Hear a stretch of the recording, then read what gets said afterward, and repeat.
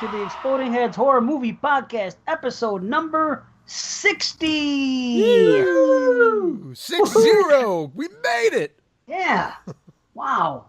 60. You're the slasher. I'm Dave Z. You're the slasher. You're the franchise. No! Boom. Somebody else talk. Okay. From the top.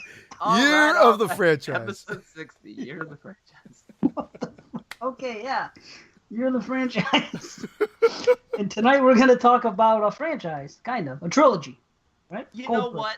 Just because it's a trilogy doesn't mean it's not a franchise. Yeah, it's a franchise. Yeah, I know, but I'm saying that because there's some uptight listeners out there that might say something about it. No, but I actually looked into it because I wanted to know what actually defines a franchise, and it has nothing to do with the number of films. Uh-huh. So 2 movies can be a franchise, you're telling me? I wouldn't say No. My Bloody Already Valentine I was a got franchise. you. Fuck. Yeah. But they are planning on debunked they are doing a Coldplay American remake, so it will be a franchise. For the, Really? that's what I've read. 3 is fine. 3 is a trilogy. 3 is a franchise. I could dig it. And we have no uptight listeners. Oh, no. Well, no, actually. Not we our don't. show. I'm not saying a word. He's saying so much without saying a word. Sad songs say so much. Yeah, I'm not saying nothing. This is episode Old Prey. Cold Prey. Not play. Cold Prey. 1, Yeah. 2, and 3. For you, We do have Chris Marco. Martin. And we do have Chris Martin on here. Wait. When you try your best, but you don't succeed. When you get what you want, but not what you need. It's just me The right show. now, actually. I can't sing. Could it shit. be worse? It It's seems not like it's really. getting there. Chris Martin was going to join us, but it was his weekend with Apple, and Gwyneth wasn't budging. Oh, they got divorced? I think they're divorced, yeah. Or something. Shut up. Separated. I Creative don't follow, differences. You know how it is. Creative differences. I wanted Differences Granny in- Smith. Awesome. Them's the jokes. There's the joke. Yeah, so we're doing a trilogy. Actually, no, we're doing the franchise. Trilogy equals franchise. It's Exploding Heads rules. So, you guys want to fight us on it? Fight us on it. What can I say? We're making it. We don't give a fuck. No, we don't. We don't care. We're calling a trilogy a franchise. That's all there is to it. There you Fact. go. Yeah, fact. So originally Marco just picked Cold Prey, right, for us, and you decided to give him the whole trilogy, the whole franchise. Yeah, all 3. Yeah, because he did the what do you call it for us? The Hall of Fame. Yes, that was awesome. Yeah, it was great, man. He did us a great favor, and he just happened to have his name drawn, for the Patreon drawing, and he got to pick a Just triple R. happened. It worked out perfectly. It was so crazy that I know It people was might think we're legit. making. It is legit. It was legit because when I told him about it, I said, "Oh, by the way," because the show hadn't aired yet. He said he was going to do it, and then I said, "Oh, by the way, hey, you won the drawing, so why don't you pick a triple R?" Yeah. Awesome. We don't really like Marco enough to fix the drawing for him. So It's awesome. I'm happy. Me Because too. it is legit. I know, that's what's great. It couldn't happen to a nicer guy. Exactly. That's wonderful. So, yeah, we're doing all 3. So, and I said it last show. I don't know if anyone's going to do it, but if somebody else wants to go back and listen to every show and every rating we've ever done, go ahead. We'll give you a franchise, too. No, don't you think that's fair? Hey, definitely. I just also want to mention, Marco, the 22 Shots boys said that Vince Vaughn's an asshole. Anyway, let's continue on with, that's what I heard. is this in relation to that Vince Vaughn Nation thing going on? He's just a big Vince Vaughn fan. Oh, okay. Yeah. Hey, he does love Vince Vaughn. That's Hey, okay. I'm okay Did you with guys see Cell Block 99? it. Still have not. I will. You really got to. I can't recommend that movie enough. He's phenomenal, and it's such a brutal film. No, is that on Netflix? It's on something.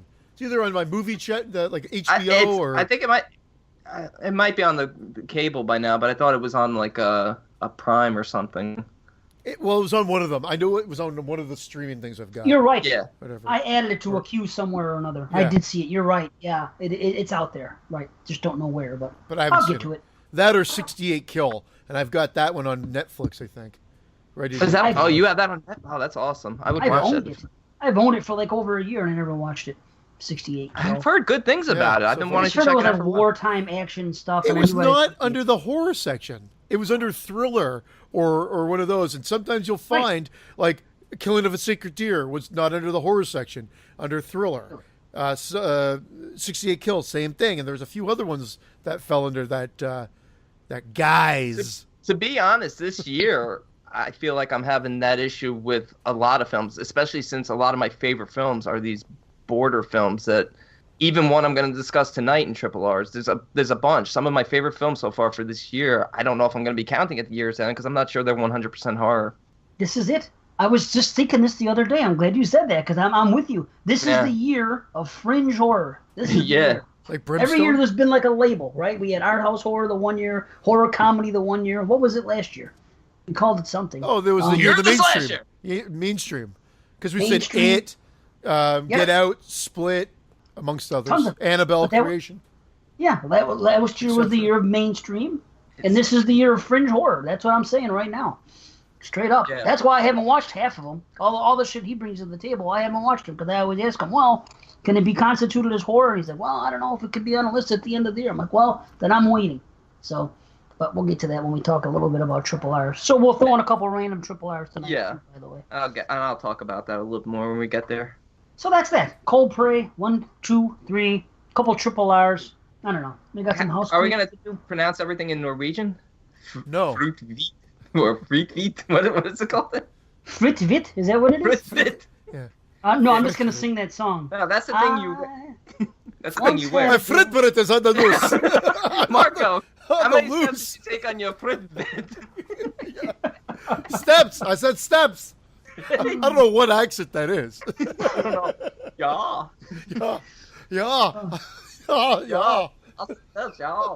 Wait, is that where Marco's from? Oh, no, Marco's from Finland. Yeah. It's the same. It's all mixed mash. Totally insulting because us Americans and North Americans know nothing about geography. You guys, I can't speak for Canada. Whoa. You guys probably... No, we know. We're above you. If you might not know that part.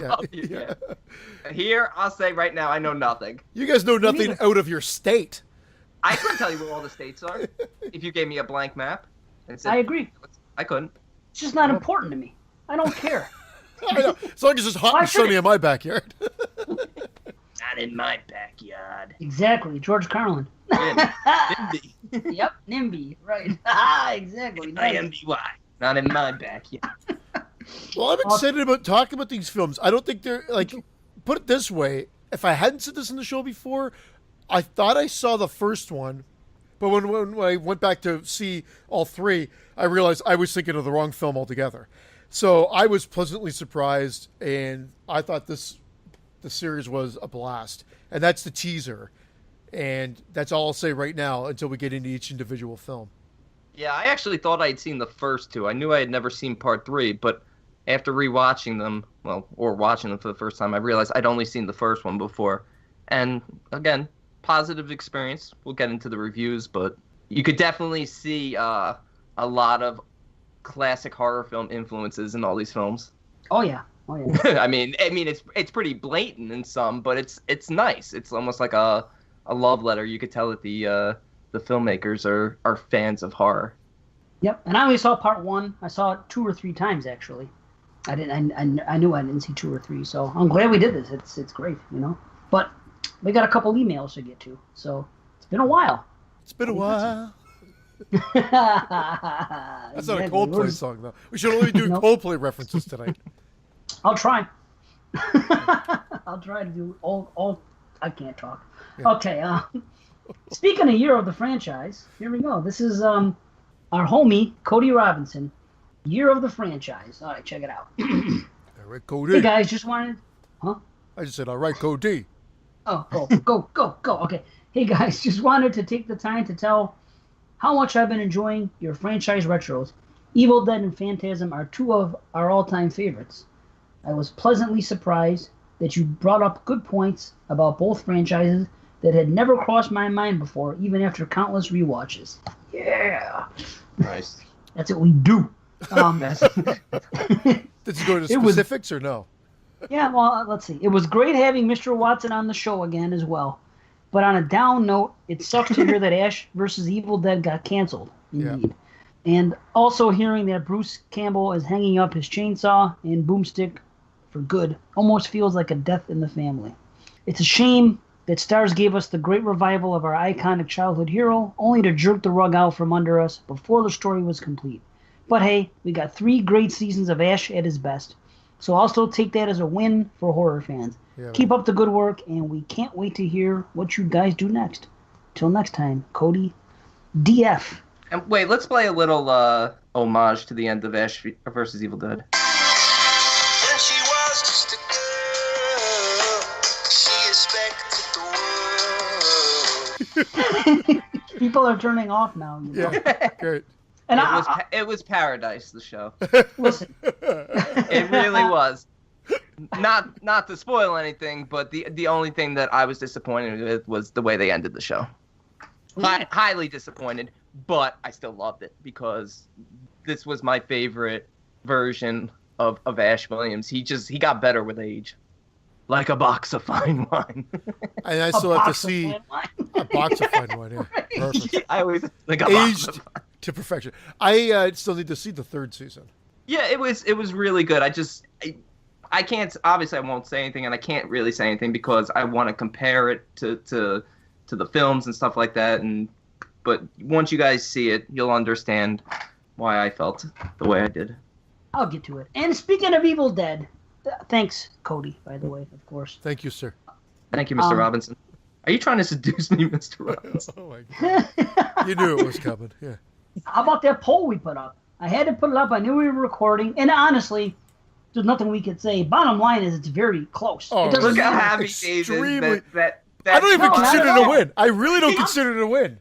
I'm happy it's close because in the beginning, well, let me just let's so the people that aren't on the group page and on Facebook, and you should be, but anyway, if you're not, we put up a poll on there. I said, which side of the debate from the last show do you fall on? Is the original Evil Dead mostly just a straightforward horror film, or do you notice comedy and laugh at parts? And the 2 options were straight up horror and I see comedy too. And when it first came in, it was like, I don't know, 40 to 20 say comedy. And I'm thinking, oh, shit, look at this. I guess maybe I'm wrong after all. But now it's been 3 days, and it doesn't even matter. It's basically people are split. Within 9 votes. Yeah, it's a 9-vote difference. It's 98 votes for straight up horror winning and 89 votes for I see comedy too. So bottom line is, it doesn't. Even if I was dead people too. I don't feel any bit different. If you guys would have won by 10 votes, I feel the same way I do as me winning by 10 votes. Bottom line is, it's split. Everybody's split on this. So I think I rubbed it in a little bit more if we won, though. To be honest, I think I would have probably done it, even by 1 vote. I still maintain cool. it depends on when you saw it. Like I said, I was exposed to this franchise later on, so I kind of knew the tone of where it went. So right. It's kind of, if I saw this in the movie theater when it first came out, it'd be hard for me to say that I wouldn't have laughed at some of the parts, but it'd be just as hard for me to say that I wouldn't have been creeped out and called it straight horror. We got to get Sam Raimi. We got to get Sam Raimi directly from Sam. We got to get him on Twitter, or we got to get him on the show, just for a quote, and just say, look, when you were making it, were you just going balls out straight horror, or were you thinking, like, underlyingly, were you like saying, let's see if we can somehow work in some of this comedy magic? Yeah, that's interesting, because I could see him saying either or. Sammy. I hear you. Sammy. And what's the deal with Puppy Dog Scott? And Snails and Puppy Dog Scott. Oh shit. Okay, so that's that. Basically, we got close to 200 votes. So I'm just happy we got all that action on the page. So that's cool, Excellent. Everybody has a different opinion, but this is like the closest poll we've had in a while, because all those is it horror polls are generally have been one-sided. They really have been. I'm surprised that some of them aren't at least somewhat closer, but they've all been pretty wide. But even the people who vote the opposite way are very adamant about their opinions, though. So it's going to be a good show for that one. We're going to read them on the show. I'm on. Oh yeah. That's what we're going to do. We're going to thank goodness for the Facebook group page to have the search option. All you got to do is type in "is it horror" and all 24 polls will come up, and That's what we'll just Now, read every time you type in, is it hard? And it comes up, you go, now that's hard. Every time. I can picture you doing that, Dave. All alone, just sitting there. No, I'll tell you what. I do it. I don't know. I'm rushing. I have it pre-done, and every day I do it at the same time on Monday and Thursday. I do it around noon, right when I'm in line at Tim Hortons about to get my coffee. I put the car in What are park. we sponsored by Tim Hortons? And I post every show we go. Tim Hortons has become our sponsor. Hold a I'm second. looking into it. Drink at Timmy's. That's right. See, drink at Timmy's. Yeah, That there's an should be their Oreo slogan. ice caps. Exploding Heads Horror Movie Podcast. Ice Cappuccino says drink a fucking ice cap. Nice. See, there you go. We're all about merchandising. Yes, we can use you. We should contact freaking. Yeah, we should use you because ice cappuccino is such a big draw. No, Exploding Heads Coffee Cozies. Yeah. We could franchise to all the Timmys in the world. You drink this, it'll make your head explode. Oh, fuck. That's gonna be one of our shirts. Whenever we get to that merchandising part of the thing. I got a good idea for a shirt. We should have a shirt that says your picture on the front, like dressed up in like a garment. It says "Ice Cappuccino," right? And then on the back, have a picture of your body with someone else with someone else's head on it, and it's gonna say "Dice Cappuccino." Yeah, because you're the dice. Wouldn't it just be funny if it was Andrew Dice Clay? Yeah, I'm nice cappuccino. Like, That's what what would I'm be talking someone? about. Well, you said someone else's head. Why? I didn't want to blow Someone else the like freaking dice. punchline. I didn't want to blow the punchline. I didn't. That's why I said somebody else. I didn't want to say put on Dice Clay, so it's Dice. Oh, you made it sound like it could be anyone else's. Like we could put Cody Robinson's head on there, and it'd be like, Why is that guy black? It came out wrong. yeah, It came why is out Willis wrong. Wheeler on here? It says Dice Guy. Why is Dave Chappelle's head on Dice's body? I was trying to make a good punchline, but I. Oh, I got you now. I missed it. No, you guys are right. That was not good. Is that Okay, Lamont? I don't like that configuration. right. That's a shirt we gotta get made for sure. We gotta put that on a shirt. Lamont, you big dummy! Bring that configuration out from the junkyard. Oh gosh. Like Fox. Okay, let's get to the next email. That was our in-joke segment, folks. Okay. That was not for you, listeners. That was just for us. We're happy. We are. Okay. Raphael G. Here we go. Hello again. Pardon me. Yeah. Hello once again. Headlights. Hello, my friend. Hello. Oh, no, we only Coldplay. Blood damn it. Coldplay. I'm telling you. Did you watch Coldplay? Okay, I shouldn't do that. My Fitbit is on the loose. I keep saying my Fitbit is on the loose. Like, whoa, where's it go? Where'd it go? Trying to say on the fritz? Yeah, on the Fritz, on the fritz bits on the fritz. Ooh, it's an all-time low. Man, I'll tell you what though, I'm laughing. I'm genuinely laughing. I feel good. That's what it's all about. Let me try to read this again. Hello once again, headlights. Okay. You guys are killing it this year. I was especially excited when Harry What's going on tonight? Who the hell is Harry? Excuse me. Harry Hood. No, hold on. I was especially excited when Carrie was featured as a main review, as it so happened to be the first horror film I ever watched. That film got me. That film got me into cinema and still remains to be my favorite film of all time. Wow, nice. Cool. Awesome. And it made my top 20, so yeah. Me too. Number Chuckle two? Nuts. Yeah. All three of us. Yeah. Yeah, sweet. It'll be Okay. my number one in a few months. Maybe I'll edit that episode at some point. It's all right. Whatever. It'll come out, and then this will. But there has been one show recently that actually made an impact on me that I wanted to share with you guys. That show was your Phantasm series retrospective. It would have been funny if it was a completely different show, not even ours. It was Exploding Kittens. Oh, shit. Oh, I saw Phantasm back when I was about 13 years old. I was already pretty acquainted with the genre, but Phantasm just did not click with me at all. I watched it 2 more times in between then and now, and it still did nothing for me. That was until I listened to your guys' retro episode. It got me pumped to watch it again with a new mindset.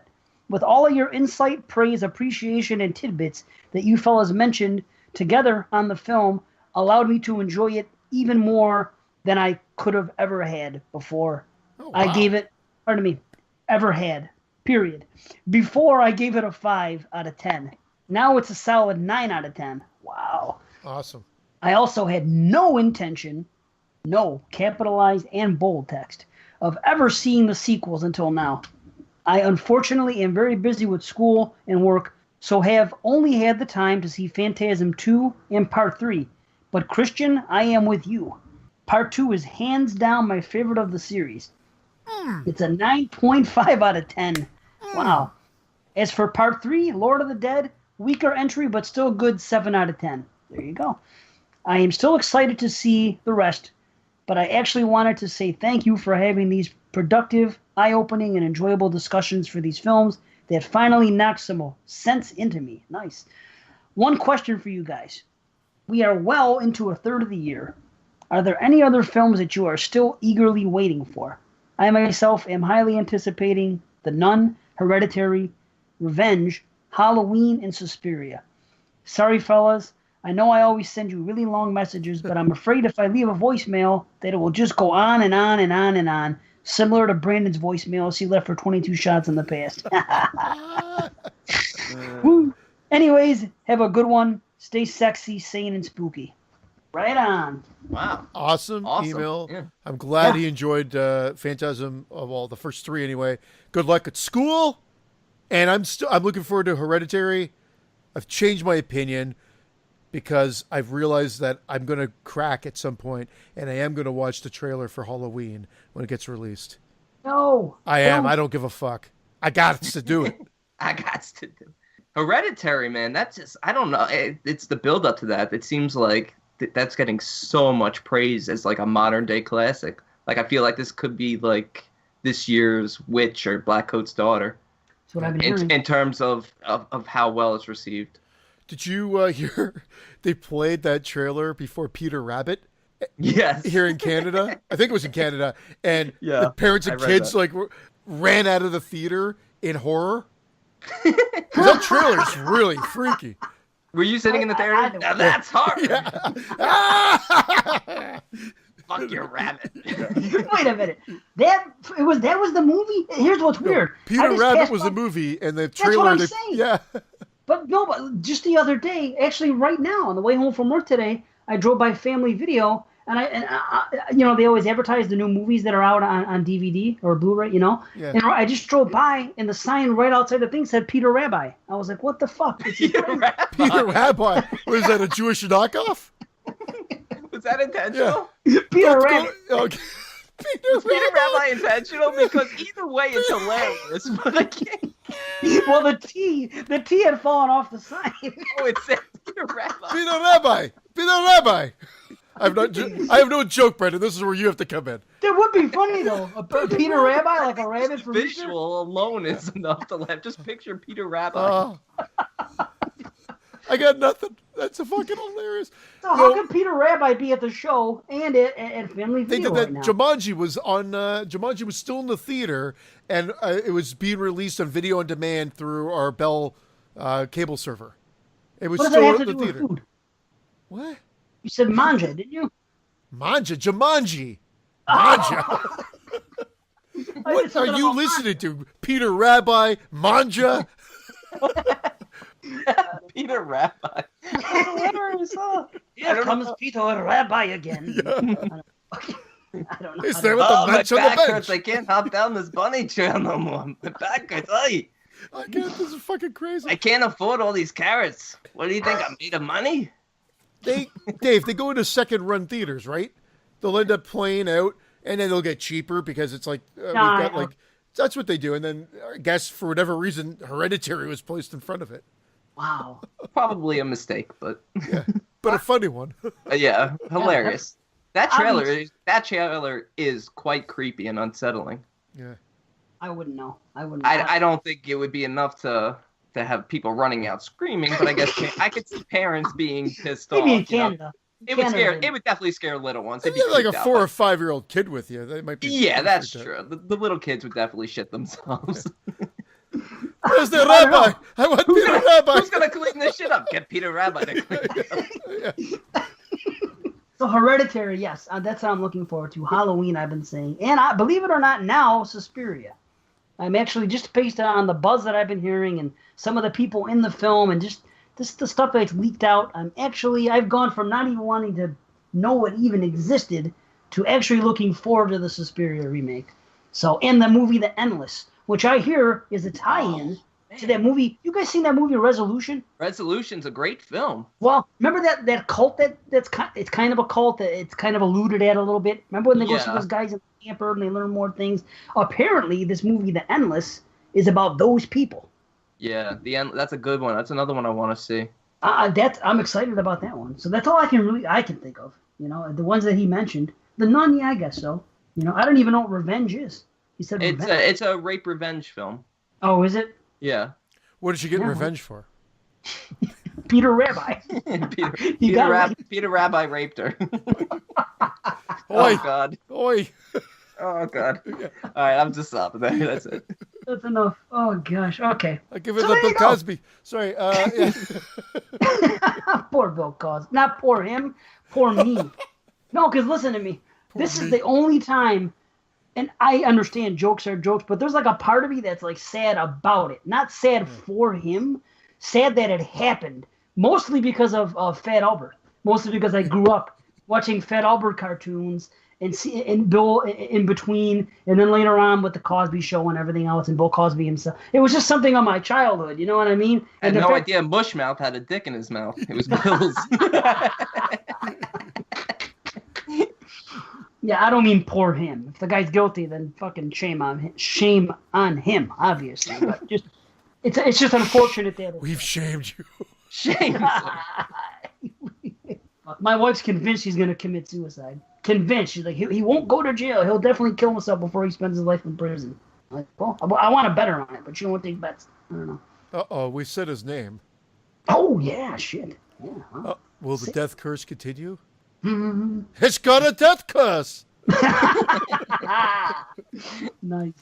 Okay, where the hell are we? Emails, guys. If you guys want to send it, it's been a long time. And Raphael, please continue to send long emails. Oh, yeah, please. Yeah, they're fun. They get good conversation going. You know what I mean? So if you guys want to do that, explodingheadshorrorpodcast@gmail.com. And there you go. What do you say? Should we take a break? Whatever. Let's do it. Let's do it. All right. Bye, Patreon folks. Oh yeah, Patreon folks really video gotta hook feed. up. Yeah, I didn't know we were still doing the video. Yeah, that's like an hour-long feed for them, I think.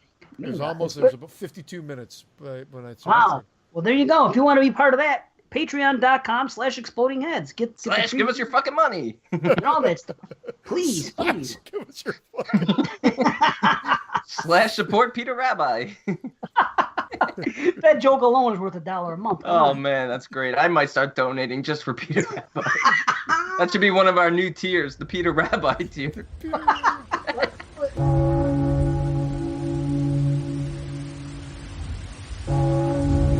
Welcome to Dark Discussions, your place for the discussion of horror film, fiction, and all that's fantastic. A weekly podcast where the discussion is about the most recent horror and genre films. Intelligent talk on a genre that deserves intelligence. A conversation between co-hosts discussing not only the films, but also the connotation that the directors and screenwriters are trying to articulate. When you want more than a review, listen to Dark Discussions. And speaking of perception, there's just one more scene I want to talk about, which is after Caleb discovers that Kyoto's a robot. Kyoto kind of peels off her skin, showing him what's underneath. Now, wait a minute. I know where you're going with this, but tell me you weren't already thinking this 15 minutes earlier in the film. Exactly what he's thinking at that moment. Which is he's a robot, too. Oh, I considered the possibility. Right, and that's what I like, is the fact that the writers were smart enough to know that this is what the audience would be thinking. We've all seen Blade Runner. Right, exactly. www.darkdiscussions.com. wherever podcasts are found.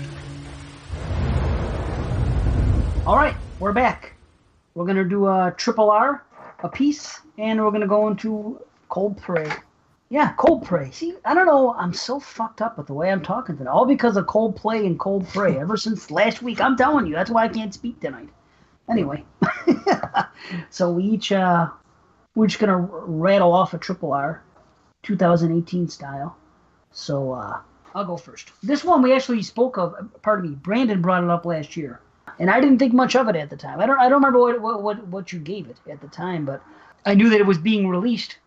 And I remember that you spoke of it, and I was like, okay, well, now it's getting its official release in the States, so I'll check it out. I think I remember my rating, so I'll give it to you at the end. Cool. Well, I'll tell you what, I really like it. This is called Cruel Summer, and the way it's horror is it's horror in the sense of it's horrifying. It's true to life. It's pretty nuts. You know what I'm gonna do? I'm gonna do it. I'm gonna do what we said before. I'm gonna even do using the voice. I'm going to read the synopsis because it's been so long since I've watched this one that my memory isn't going to be good until I read the synopsis a bit. Cruel Summer. Young autism sufferer Danny enjoys the serenity and solitude of camping. That's all about to change when enraged. Sorry, I can't read or talk tonight. Sorry. They shouldn't have gotten engaged if we were going to get so mad. Right? When enraged teens Nicholas, Kelvin, and Julia find him, each with their own agenda for wanting to see Danny suffer. So yeah, this kid has autism.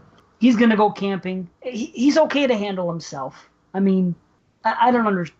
There's different levels of autism, apparently. I don't know, But he seems his parents are a little bit concerned, but he knows his way around and what he's doing. And he's going to go camping by himself. He's trying to get a badge or something for scouts or something or other. You know what I mean? So they're going to let him go off and do his thing. Meanwhile, there's these kids, Nicholas and Julia. Nicholas has a girlfriend that just dumped him. Goes over to Julia's house, who's his friend, but she kind of has the hots for him. Yeah, and he's kind of an asshole. So he's trying to, he's hemming and hawing about this girl of his. He's like, I want to get her back, this and that, yada, yada. And she's like, you know what? And she slept around before you and everything else. And, who? And he's like, who'd she sleep with? And she says, Danny, that kid that has autism. She slept with. I don't know why she picked him out. And frankly, I don't care. This is based on a true story, apparently. So whatever. But she picked him out. And now the kid gets pissed off. And he's like, well, I'm going to make an example of this kid then.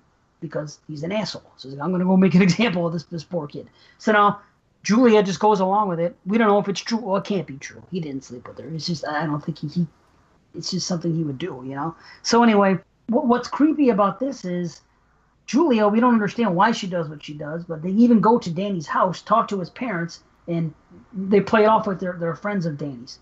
And they want to go, see him. And the way she's able to put on the charm is downright fucking... It's creepy because that she has like bad intentions. I don't think she knows the level Nicholas wants to go to. I think she thinks that he's going to maybe push him around or something else. And why she's into it, we're not quite sure. But as the movie goes on, she gets worse. He gets even worse. But they end up bumping into this other kid who's new in town. His name is Kelvin.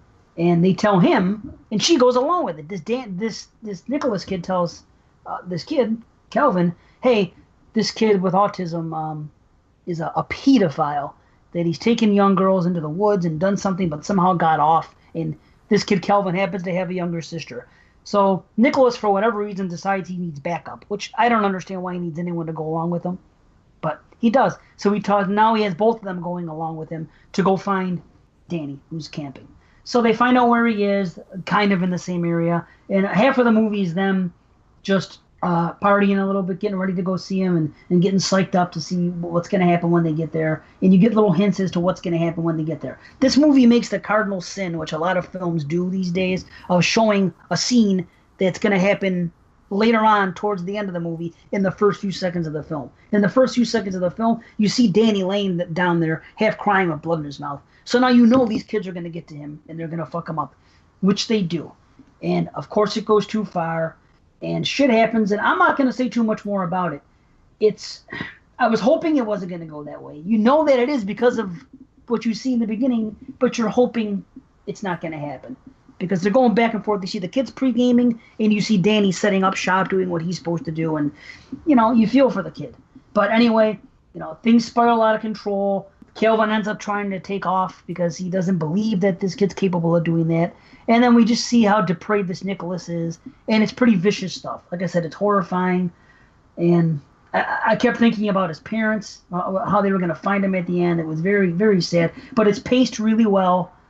It's a really solid flick. I'll give it a half head explosion, and I gotta recommend it. It's not always an easy watch because you know where it's gonna go, but the acting is all really good. It's all top notch acting. So you have that going too. It's filmed well. So, but I have to recommend the film. So B, what did you say? That's exactly where I gave it, a half head explosion, and I agree with you. They didn't have to show the opening scene of Danny all bloodied. But it didn't give too much away. But it lets you know that eventually the kids are going to catch up to him, and there is going to be an encounter. But even without that scene, which if they had left it out, the tension and the climax and conclusion of this film would have been even more heartbreaking, because you would have been at least a little bit more hopeful about a different ending. It was intense, man. It was. It's based on something that really happened, and it's horrifying, and but heavy shit. But and on Amazon, I'm sorry for no. It's not streaming anywhere. It's just VOD right now, and the Blu-ray's out. The Blu-ray just came out. I want to say, I don't know, maybe 2 months ago, since it came out. But it's available on VOD, and it's available to purchase physical media as well. You should check it out, man. It's pretty heavy stuff, but heavy, man. Cruel Summer. Yep. All right. My first film is from this year, and it is called Stephanie. After a mysterious global crisis, a young girl is left home alone to hide from a malevolent power that stalks her home. Her parents eventually return, and the struggle begins to save their daughter. This one stars Frank Grillo from the Purge films, Anna Torv from Fringe, which is a show I loved, and the young actress, what's her name? Shriek Crooks, who plays Stephanie. She did a great job in this film. She was also had a little arc on Ray Donovan a few seasons ago, so I recognized her immediately. She was very good. My thoughts on this one. I actually like the pacing of the first half of this film better than the second half. I like the solitude of it just being the character of Stephanie and not really knowing exactly what's going on. She's living alone in this house. Her brother's dead corpse is in his bed. She'll like sit by it and hold its hand, and it's creepy, and she's wondering where her mother and father are because they left and they haven't come back. And she's hiding out from this monster. Every time the monster gets close to the house or comes into the house, she hides, and you hear it snarling and growling, and it's really quite unsettling and disturbing. But where the film loses me is actually when the parents come back into it, because then you start to get a few more answers about what's going on, about this global crisis, I'll say. And I don't want to say it spoils what's, I guess, supposed to be the twist, because I didn't really feel like it was a twist. I felt like I knew what was going on very early, but I feel like they kind of give you enough where it takes kind of the surprise element out of it, but not enough to really make you care. I like once it's weird. It's like it would have been better if this film had not divulged anything, but then once they started divulging stuff, then you got to give more, and they didn't. I think it just falls almost into like that, I don't want to say lazy, but almost like incomplete area where there's like a whole big story going on and they're just scratching the surface here. That they are, but we're only seeing her story. But the end, you know what it reminded me of? It reminded me almost of the end of The Invitation. I know you love that last shot. It had that type of vibe, and I dug that. It did. I thought some of the the supernatural special effects were a little silly. They were gruesome, but they sometimes looked a little silly. The end scene, I get what you're saying. I could see the comparison to that, but it just didn't hold any real power, because they'd been alluding to it through news flashbacks in the film the whole time. So you knew this wasn't an isolated incident. Well, right, but I don't think you necessarily knew the scale of where it was going, because I think once you get that kind of reveal at the end, you see exactly the grand scale that it's going to become and how much. I don't want to spoil anything. So yeah, no, see, it's weird because I felt like I understood the scale it was on just from the tone of the film, the setting, what's going on. I mean, everything seemed so desperate, like this was apocalyptic times. Man, I took away something. This movie, number-wise, it's my highest-rated freaking movie I'm going to discuss all evening. Just by number. Really? Just by number alone. Wow. Yes. Yeah. By number alone, it might be my lowest. Wow. Isn't that something? I'll tell you, the beginning was really cool when she's alone, and it's scary. There's creepy imagery. She gets afraid, and she hides, and the monster comes, and then she hides, and she's able to, get away, and she's talking to her turtle friend and everything. And it's real nice to see that. I couldn't take that for a whole movie, though. And I could see some viewers getting bored with that after a while. Even though I liked it, but I just think that a lot of viewers might shut it off after 25 minutes saying, I don't know. And when the parents first come back, I was like, oh, I'm going to miss her being alone. So at first I thought that. Then once things started the layers started being peeled back, and then they were hinting at where I thought it was going to go, I'm like, oh, please don't make it go there. But here's the deal. They went there, but in a completely different way than I've seen before. They still went there, but they took it a step further. And I can't say anything because it's complete spoiler territory, but I saw where they were going by a conversation he had with her when she was taking a bath. The father came in. Yes. And he said something about, and I won't say it, but I'm like, oh, they're going to make it allegory. They're going to make it that it's going to be this. And then it does come to pass, but there's so much more to it. I've never seen that. And I got to tell you, this is the one movie, and I hope it doesn't happen again. This is the one movie this year. Usually 1 or 2 movies a year do this to me. I fucking cried like a bitch. Really? Dude, when Daddy took her for a walk, everything that was going on in his head, and when they were going out and what they were going to do, and the conversation he had with his wife prior, because you don't know who the real monsters are, and everything else. And when they go out, I felt this dude's pain. Again, it's always daddy-daughter with me. Yeah. So that's just me personally. It's just the way it is. Sorry. Every time I cry, every time I cry, it's always about a daddy and a daughter, I think. So maybe that's why. But I was like, holy fuck! I was wiping tears. I was sitting here. Thank God I didn't watch it with my wife around. But I was serious. I don't want to do that. Not that way. I was like in the bed watching this movie on my computer, and I was like, oh my God. Ugh. And I fucking had to wipe tears from my eyes. I was getting fucked up from it. But damn, then the way it ended completely, but like I said, when I compared the last shot to the invitation, it really moved me. I don't know. I'm not saying it's amazing. What are you getting in as far as head rating? Well, I mean, I'm a high, mild rumble. But I have to say, when even with where it went, it's not that I was upset with where it went. It was like you referenced from the conversation early on in the film. You can kind of tell where it was going. I just felt like for where it went, I needed more explanation for how it got there, and that just wasn't enough. So I still had questions, which normally would be a good thing. But I don't see this film, this movie becoming a series, a franchise, or even a second film coming. No, and I don't want it.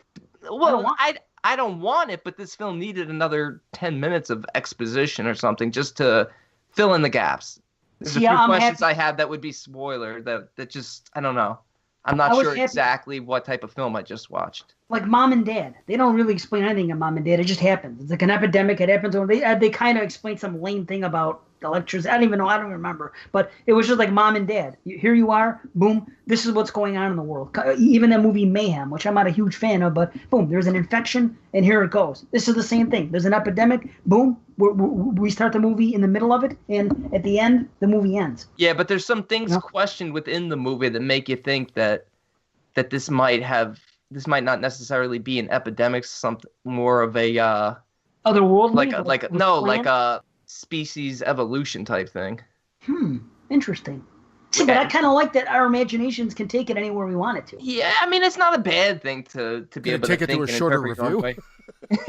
Sorry, Seek. No. I'm joking. It's true though, but no, I hear you. This is I mean, look, like I said, I'm at a a high rumble. I'm in that that 6.5 to the border of right before 7 range. I'll just say it now because that's probably where it's gonna stay. But I definitely still recommend checking it out. This was the one I was looking forward to. Well, I'll tell you, I'm a half head. I'm only a half head, but I'm on the high end of it. You know what I mean?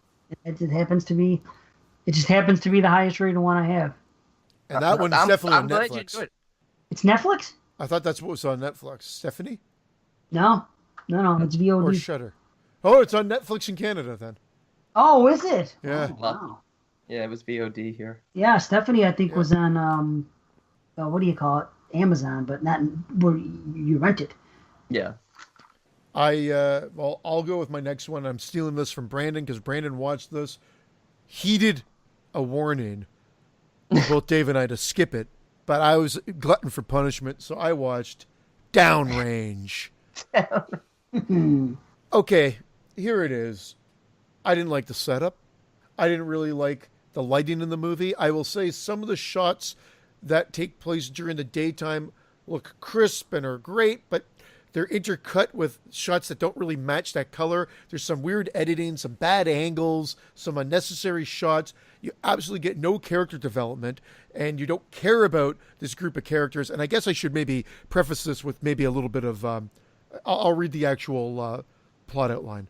Stranded at the side of the road after a tire blowout, a group of friends become targets for an enigmatic sniper. And that's really it.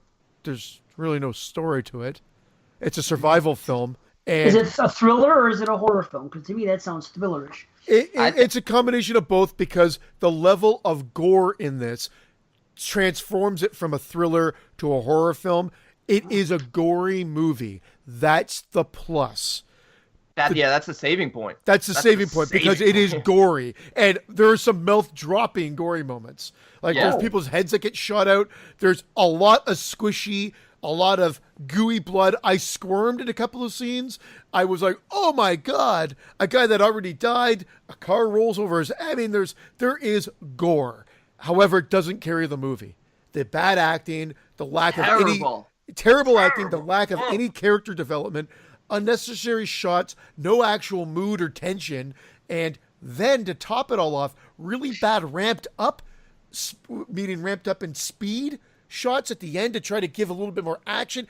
The ending is just it's a laugh riot. You are laughing at the film. I don't care how gory it is. I was laughing at it. I couldn't believe what I was watching. That's why I recommend it to people, just for that ending. I've never seen anything quite like that in a movie. I said to myself, I really can't believe this is how this movie ended. Like, it's fitting. Like, I just watched an hour and 20-minute horror show, and this is fitting that they're just ending it like this because I wanted to do that to myself by the end of this. It's a hard movie because I almost want to recommend it because of the gore and how batshit crazy it goes at the end. But my rating is definitely just a mild rumble. Yeah, that's right in the middle, right? I'm getting mixed up, but like a mild rumble. It's just I'm dead in the middle with you. Yeah, and it's strictly because of the gore, and it's weird because I watched for the first time, like a few days before I watched this, Carnage Park, not realizing they're essentially the same storyline. But man, Carnage Park is a terrific film. Oh, I'm so glad because I love that movie. Yeah. Man, I'm a fan. He's a great filmmaker, man. Even if it's not his strongest film, he's got a style, Mickey Keating. So I definitely choose Carnage Park over Downrange if you get a chance. Carnage Park has good performances. It has good twists and turns in the story, and it actually builds to something. Yeah. There's a decent idea here, but it was not well directed, and it was poorly acted. And I would actually blame more the fault of the film on the performances more so than the direction. Say the direction's actually stronger than that. I think you're right about that. I hate to criticize acting so bad, but like it really put me off. It was like they were just very whiny and moaning, and it was just like, shut up already. Yeah. Like everybody was cliche, these characters. Of course, there's one character among the group that's an army brat that knows everything about snipers and stuff. Well, and it was also weird, too. I thought I missed something, and my daughter was there watching it for a bit, too, and then she was like, oh, this is not for me, because she doesn't really like gore. But yeah. What happened was, it says a group of friends. I think there was like 2 or 3 friends, and the rest of them look like they're hitching a ride to go somewhere, to a wedding or something like that. They did some sort of like carpool sharing thing. So there were some that knew each other and some that didn't, but they were all like, I don't know, I guess they were environmentalists, and they were all sharing one car. It didn't even matter if they were good characters. It would have been fine. I thought they got rid of their at least their most well acted character in the first 5 minutes of the movie. So poor guy. Yeah. I'm skipping it. I planned on skipping it, and you're not like you said. You're looking to get movies in that 7 range and higher, and really try to stay consistent.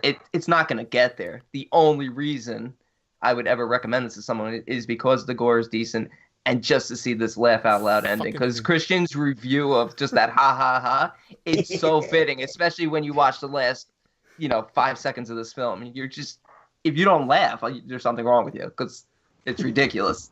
And I will say, my review is ha ha ha ha ha ha ha ha ha ha. It's gory as hell. Ha ha ha ha ha ha. If you didn't see that in there, actually I didn't see that in there. It says it's gory. Like that last part, my mouth was like. It's nice to see that in a movie, because that's probably something that's something that could probably happen in real life. We just probably directed a lot of people to go see it because of intrigue to see how stupid it is. The ending is stupid. It really is. Nice. Well, we can do it now, huh?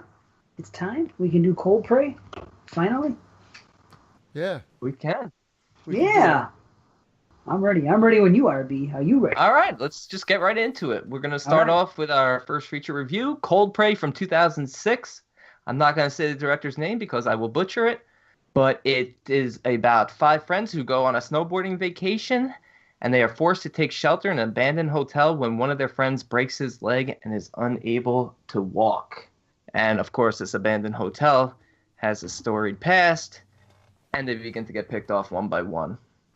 Classic slasher formula. Yeah, very classic. Yeah. And one thing I'll say, and I think it's consistent through the 3 films, is that Cold Prey has strong female characters. Absolutely. Very strong female characters. Awesome.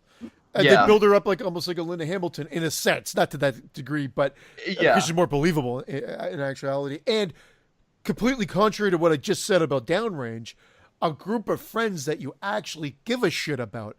Good characters. You'll like these guys. And even 100%. I even said all likable characters, and even when one of the guys does something kind of douchey, he redeems himself. He actually goes through a redemption, and you're like, wow, this is what it's all about. Like, because most movies, especially American or more North American, movies, would have probably just left him as a douchey character, and you want him to die. And here, they're like, oh, wow, he's a fucking dick.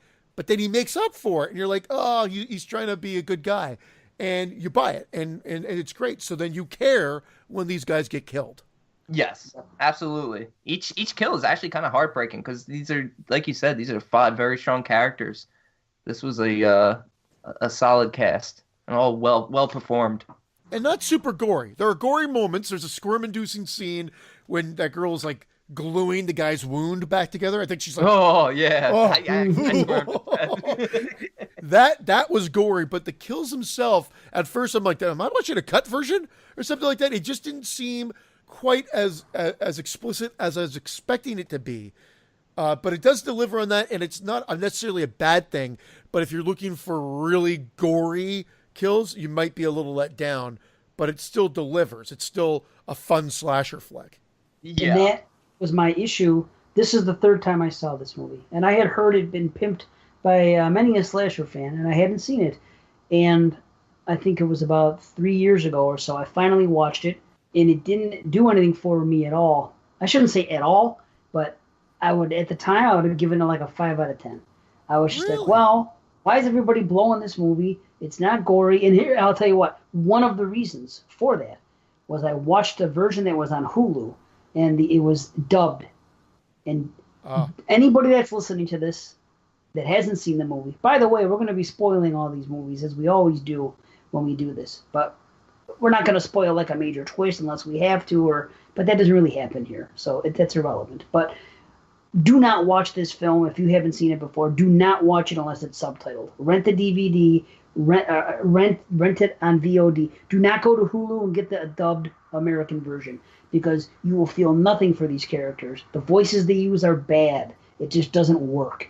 And that was part of the reason. So I didn't like the characters so much. The voice acting wasn't good, and it wasn't gory.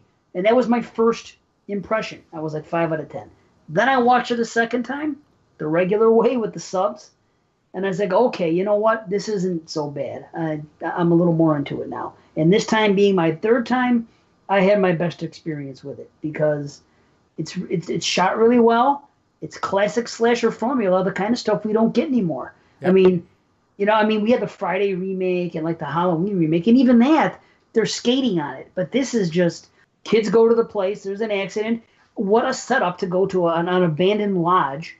It's a great setup, just with that opening scene with the little boy. We get the flashback. It's 1975, and there's a boy, and he's got a birthmark over one of his eyes, and he's just running through the snow, and he's like begging for his life as he's sort of like being buried alive. And then they're like, it became a major news story because he disappeared, and the parents are being interviewed, and they're saying he went out to play like normal and never came home, and you don't know what's going on. You don't know who or what the evil is. And even at the end, you get a little bit more glimpse. And ultimately, this movie leaves it like ugly kid left behind by his parents 30 years before kills whoever gets in his way, especially if they disturb his slumber by entering the abandoned hotel. That's this movie, yet it works. And as Dave said, it's almost like you're watching an old 80s slasher movie with better cinematography that was a cut version. That you're like, oh, they just got trimmed by the MPAA or something like that. But it seems to work. I wasn't let down by it. I was just a little shocked because it was made in 2006 or 2006, and I expected it to be gorier. Yeah, but it's because of the strong female characters that would save this one, at least from me complaining about lack of gore. Not that I ever really would, but I like. Shoot, what was I gonna say? I totally lost my train of thought. Continue. Okay. Well, you're regaining your train of thought. I was going to say one of the things I noticed, and I don't know if you guys noticed this, music cues happens twice in the movie where there's music cues that sound like the Phantasm theme. We just did the franchise, so it was fresh in my head, and I listened to the soundtrack again, and then we were watching this, and specifically, it's when they're looking for supplies, when they first break into the abandoned hotel, and then later they reoccur again when one of the characters finds a gun and loads it. It's just later on in the movie. Once. And it has that same, or resembles, the main Phantasm theme. I can't speak here, holy shit. See, it's catching on. Yeah. Man, I didn't notice it. Just happens twice. Speaking of music, I will say this: these movies are dated because, and this is a minor quibble with the film. At this time during horror films, and it didn't really register until I watched them this time, which is weird considering we watched all the slashers last year. But I was watching it, but this time in horror, in movies like this, was a big time for loud music stingers and jump scares. It was a big thing going on, and they did this primarily in the first two of this franchise. And it's a minor complaint, but a couple times it was very noticeable. Where nowadays they're not quite played the same way as they were during the mid 2000s. It's just something I picked up on this time. A minor complaint, but you said music cues. That's what I was thinking of when you said it. But I did notice the Phantasm thing just one time. It entered my brain. I was like, wait a minute, that sounds. And then I just let it go. I'm like, okay, it's just it must be me. So I completely forgot. I didn't write it down or anything. So I didn't realize it happened a second time. But then when you brought it up, I was like, wow, isn't that something? Yeah. But do you guys notice that about the films from this time period, that they are kind of dated now because of the way they do the music stinger jump scare thing? I'm going by memory, Dave, so I could be wrong, but I don't have a note for it, but I almost thought that they didn't put the stingers in this one. So I went the other way. Not a lot, but when they did it, the music was like twice as loud as the audio. Like it was too loud of a, like somebody walking by, like one of those things. I don't know. I didn't notice it. I'm not siding, but I feel more along the line of Christian. I thought you were talking specifically about the soundtrack. It felt almost very 90s popish at times. Yeah. And I respected that, and it was. Oh fine. no, that's fine. It's a fun feel. It felt like a throwback. It felt like a blend of. I mean, this to me is like Friday the 13th meets The Shining. The set. I mean, they're even in. They go into room 237. I know. Yeah, that's great. Which is great. Yeah, I never missed something like that. That's pretty badass. Okay, because it's the third time for me seeing this film. I noticed that yes, they're not gory kills, but they're actually kind of creative and they're kind of good. Now I think I'm understanding why people were so high on this film, and it took me this view to figure that out. Like that one scene with who's that? The pretty blonde girl. Injun. Yeah. Her. What her death? That whole scene, she's running around and she's bloodied. And she's trying to get away, and he's coming after her, and she's running, and she's already bloody, and then she gets down. And I love when they do this in horror movies. They do it in a handful of them, but it's always effective. When they almost get there? Yes, she sees her boyfriend type guy through the stairs there, and she's trying to get to him, and he can't hear her. I love when they do that. That was a good scene, and pretty much the kills they showed, while not gory, were still kind of cool anyway. They were just well played kill scenes. My only complaint again when it comes to kills is a couple times it seems like somebody obviously died and they actually didn't. And that guy, when he gets his neck snapped, when they see him out there and then he gets found again later, you think for sure he's dead. You know, the guy comes up behind him and he grabs his head and he pulls him back, and you know, you get that old classic Jason kill when you grab somebody's head and you snap their neck. I thought that did kill him. You're talking about Mikhail? I'm talking about the boyfriend of Eric. No, Eric just gets a pickaxe to the face. He gets like smashed in the face. Who's the one that comes back later? Eric. Okay. Well, maybe you know what? I didn't get a sense that he was dead. I just knew he got whacked, but you couldn't tell whether it was like a bloody like pickaxe tip through the brain or just like a smash. I'm knocking you unconscious and bringing you back to my dungeon. Okay. Well, so I'll tell you what. I had no problem. The one who gets the neck snap dies. Well, my mistake then. Okay. Well, it happened to him, and then it happened later on to his girl, our lead girl. Remember? It's a cut scene. He comes up behind her and swings the thing, and then, you know, even he thinks she's dead. Yeah. And she's just... That's, again, I'm not picking this movie apart. The complaints that I've said, there will be no more complaints from me. Everything else I have to say about this movie is aces. But those are my little nitpicks. There are a little bit of like slasher tropes though, where there's always like the one or two characters that you obviously need them to survive, otherwise the movie would be over after 10 minutes, where they get knocked out instead of killed for no apparent reason. It's just like, weird when it happens twice in the same film. That's all. Yeah. But I like it because it added to the tension of it, and I like the fact that they brought back certain characters, and I like the relationship between these characters. I mean, even, you know, the reason why they're there, because Morton Tobias, their friend, even he hurts himself, and you think, okay, here's like the annoying outcast friend, but he's really not, and he really is a pretty strong character, and I really like the way they develop the story with him and our lead girl and the way it plays out ultimately. They go against stereotypes, for sure. They really do. I found the music cue. But finish with your thought, Brandon. Go ahead. I want to hear it.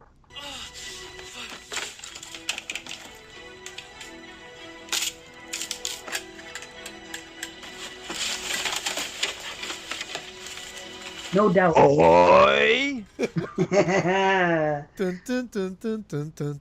No doubt about it. Wow. More from part 2, because it's that sort of souped up version that I think they do more in Phantasm 2 even. But it's there. It's like a play off of that. I don't know if that was loud enough, but hopefully I can boost the levels up even in post, so you can hear. Here's my note. Okay. Here's my note. Your one bombastic, bombastic music. That was what I put in my when I look at my actual notes. Maybe it just sounded too loud compared to the rest of the audio to me when it came in a couple times. I think that's what I was trying to say before. Maybe it wasn't so much a jump scare stinger, I don't know. It just seemed bombastic at times. That's all. That was the word that I just read right now. I go, that's the point I was trying to make. But whatever. You guys didn't pick up on it anyway, so whatever. It doesn't matter. I didn't pick. And you know what? It's weird because even some of the stereotypical things going on in this film, the idea that some of the characters know sort of some medical stuff, some are handy with generators and stuff. It all made sense with this group of characters. They weren't like a bunch of dumb kids, calling each other names and fucking around with each other, and all of a sudden they're geniuses. It felt like this was an intelligent group of friends that knew, that were worldly and knew stuff.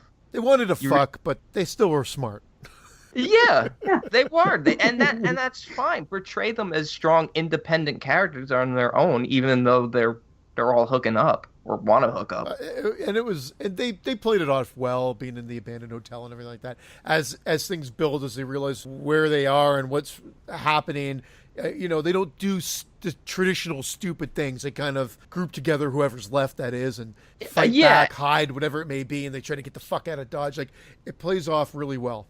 Yeah, and their plans are smart, but not overly smart to the point where it's like, oh my god, this is a ridiculous idea that they have that is so far-fetched, but they're not stupid either, even though they're doing some sort of stuff, let's put the dress over here and sit against it. It's sort of like first reaction type stuff where it's like, this makes sense. I'll say one other thing. The second movie makes this one a better film. Yes. And I agree. And I'll get to that more when we talk about part 2, obviously. And I did like, and I thought it was funny, the song at the end was "All My Friends Are Dead." Yeah. And that's the song that leads us into the final credits. And I put a note of that because I thought that was pretty funny. Mm-hmm. That was good. If one complaint I do have, actually 2 small complaints. I did feel like the first half, even though I love the characters and I'm not bored by it, I recognize that it's a little bit slower. Well, these movies take their time to get to the first kill. I think both movies are about the 40-minute mark. Yes. However, I didn't find that. I was like, the way it was filmed, the camera angles, movements, the likability factor, the dialogue kept me engaged. That's why it's just a small issue, because you don't want to see any of these characters get killed, that they build it up for so long. But I was aware. I'm like, all right, this has got to start moving now, because I know it's ultimately a slasher film because I've seen it. And also, I guess I don't know what it is, but I wish there were more color in this. It's got the washed out look. It's got that washed out look of those films from that time. And this film, if this had the vibrant colors, man, this would be fucking. I liked it. Amazing. I liked the look of it, but you can blame David Fincher with 7. The bleached look. That was, and his movie was like a game changer in that regard.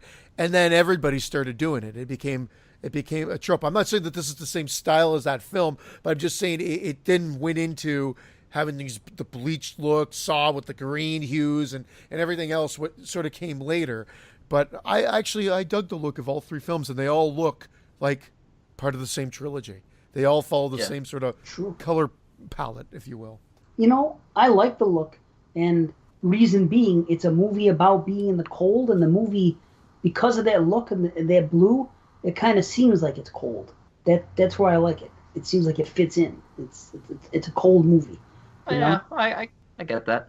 Not that I'm against vibrant colors and all that, but for whatever reason, just because of the setting of the film, it almost seems like it was done with intent. Now, I don't think it was, because it was the thing at the time, but I do kind of like that. And I do have a couple more. See, I really like the film. I know. Go balls out. I really like the film, but don't you guys think that they should have been more panicked when they found his hideout and they saw all the jewelry and all that stuff, and they said this is recent and this place has been closed for 30 years, but we see this newer jewelry, where they knew that these kids figured out for a fact that for some reason at this dead place, somebody's storing all this new stuff. Don't you think if you were in a position like that, you would think something was afoot and not be goofing off 5 minutes later? Don't you think they should have panicked? Or am I being too hard?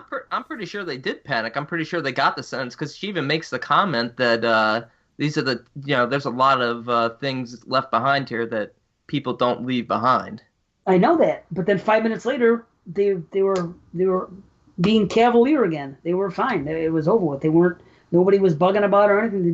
They just resumed and Because I remember even watching the film saying, "Oh wow, they sure fell right back into just having fun." Maybe, but it wasn't like they found blood and whatever. I hate when they find blood. One random character decides to take a finger and wipe it up and then smell or taste it. Yeah, this is blood.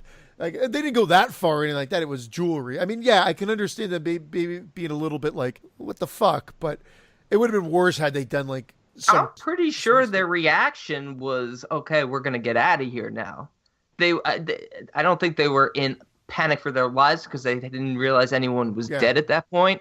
This is the part where they're like, okay, we're leaving.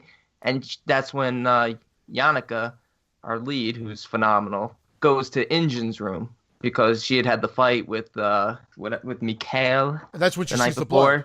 Right? And that's when she sees the blood, and that's when, of course, the panic starts. When they see the blood, the panic started. But right after, when she said, I want to get out of here, she just meant out of that downstairs part. As soon as she went back up in the hallway, she was smiling and laughing with the other guy, Mikhail. I don't remember the exact detail, but I had a sense like that at that point they were packing up to get out of there. I was expecting them to, and then they started playing around. I was like, what the hell? I go, they're being pretty jovial, considering a minute ago, because it was like literally like a minute or two later. She said, let's get out of here. We shouldn't be here. I think she was just saying, let's get out of this section of the hotel and let's go back upstairs. And when they got up there, it just seemed to me like they were... Well, it's definitely unsettling, all the stuff in the room. And, of course, we know exactly what's going on because the opening montage alludes to over 100 hikers gone missing.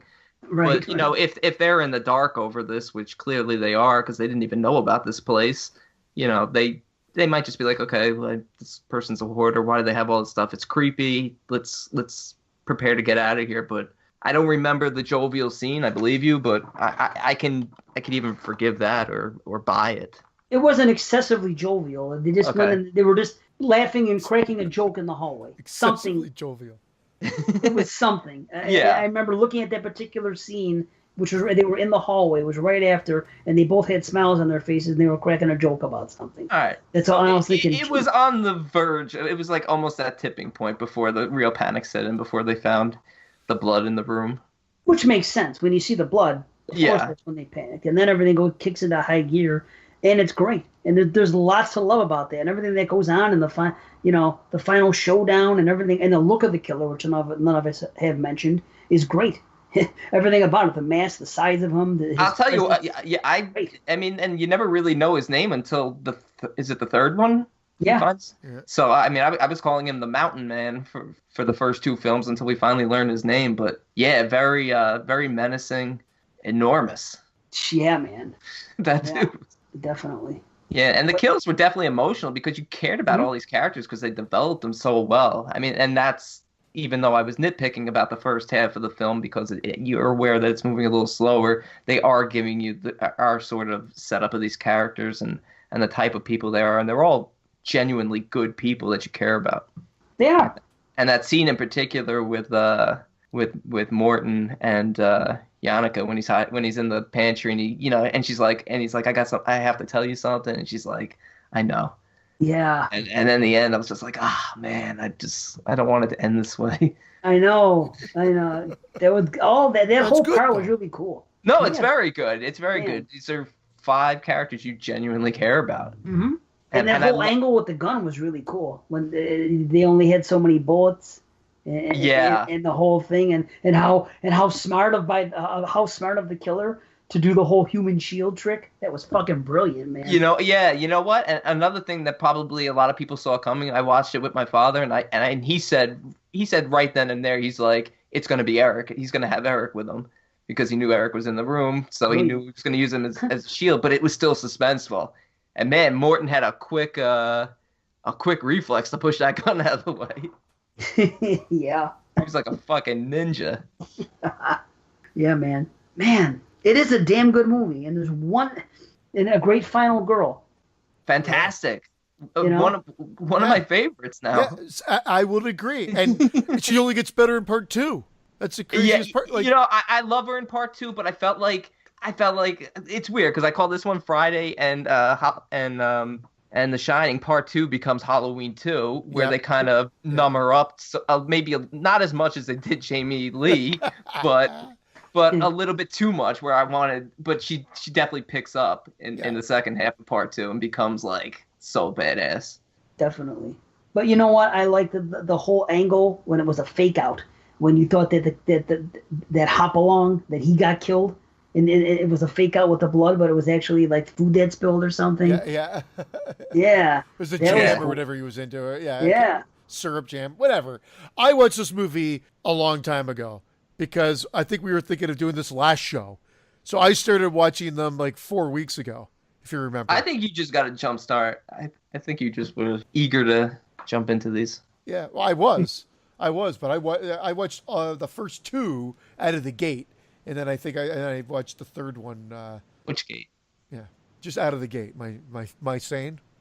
I I invented that. Like Dave always says for the show. Nice. Anyway, I gave this a 7.25 out of 10. I give it a 7.5. Yeah, I gave it a 7.75. Wow. How was I the great. lowest? I thought I was blowing Wow. it the most, and I ended up coming in the lowest. Wow. And honestly, if it wasn't for just a few pacing issues that I noticed, I probably would have gone to the 8 mark. It's a strong film. It might even be It an is. 8 for me. It's a really good film. It's got a lot of just- rewatchability to it. I just have a few nitpicks, and that's funny because I had the most nitpicks, but the stuff that I love, I genuinely love. One more thing I didn't mention. The chick should have ran away. At the end, when she's freaking doing her thing, and the killer walks to the edge to push the bodies in the freaking, over that cliff or whatever, he's a good 20 yards away, and all she would have had to do was freaking run. He never would have caught her. That's No, how- I think that was the thing. I actually admire her for the opposite. I'm thinking she knows she can't outrun this. She's not going to survive in this weather with him chasing her. He's way too fast. I would've run. I feel like she made the smart choice, and it was just it was such a cool scene. It was cool.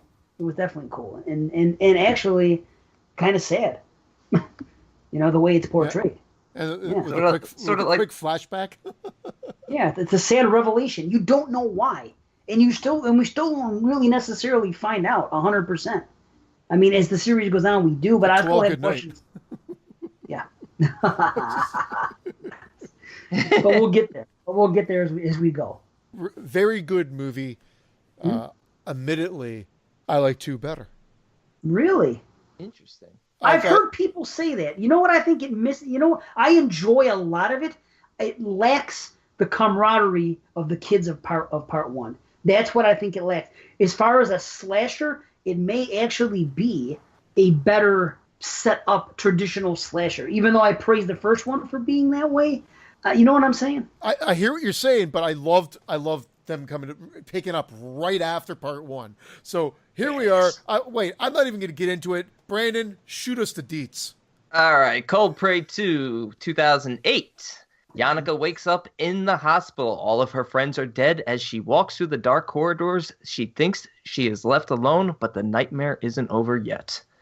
And I see both of your points. I agree that there's an opportunity here where the slasher elements become definitely heightened, even though they do reuse a kill.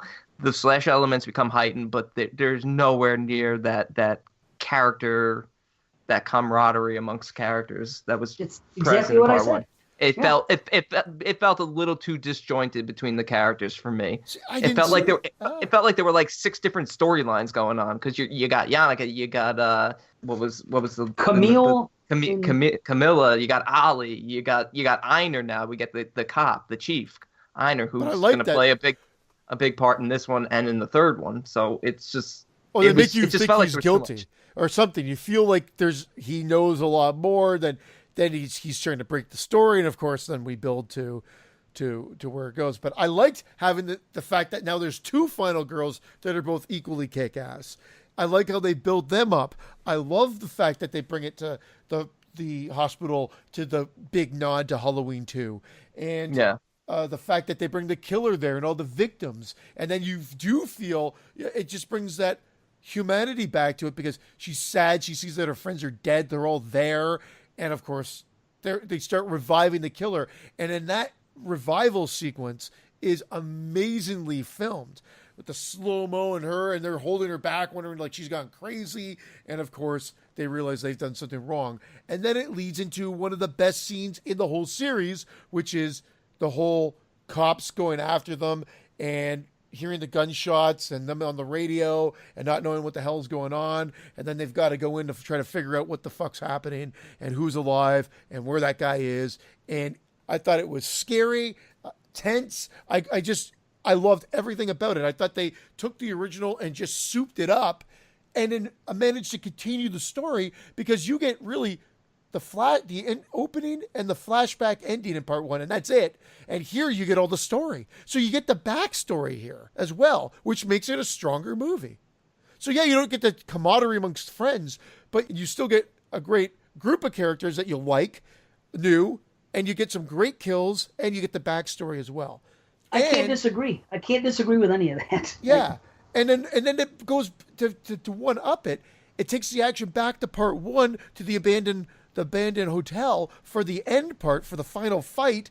And I love the little add-on that she goes to the guest book and signs all of her friends' names in it. I thought that was fucking kick-ass. It just ends up making this not so much a part 2, but a full extension of part 1, as if it was one big movie. And I didn't watch it directly back to back, but actually I lied. No, I did watch it directly back to back. I did too. I did watch it directly back to back, and I was like, wow, this is great. So that scene was a great scene when she signs the book. It reminded me of like Hush, like almost like penning that final letter, like knowing this might be the end. Yeah, like something like it was very powerful in that moment, even though she just like also Shawshank. Brooks was here.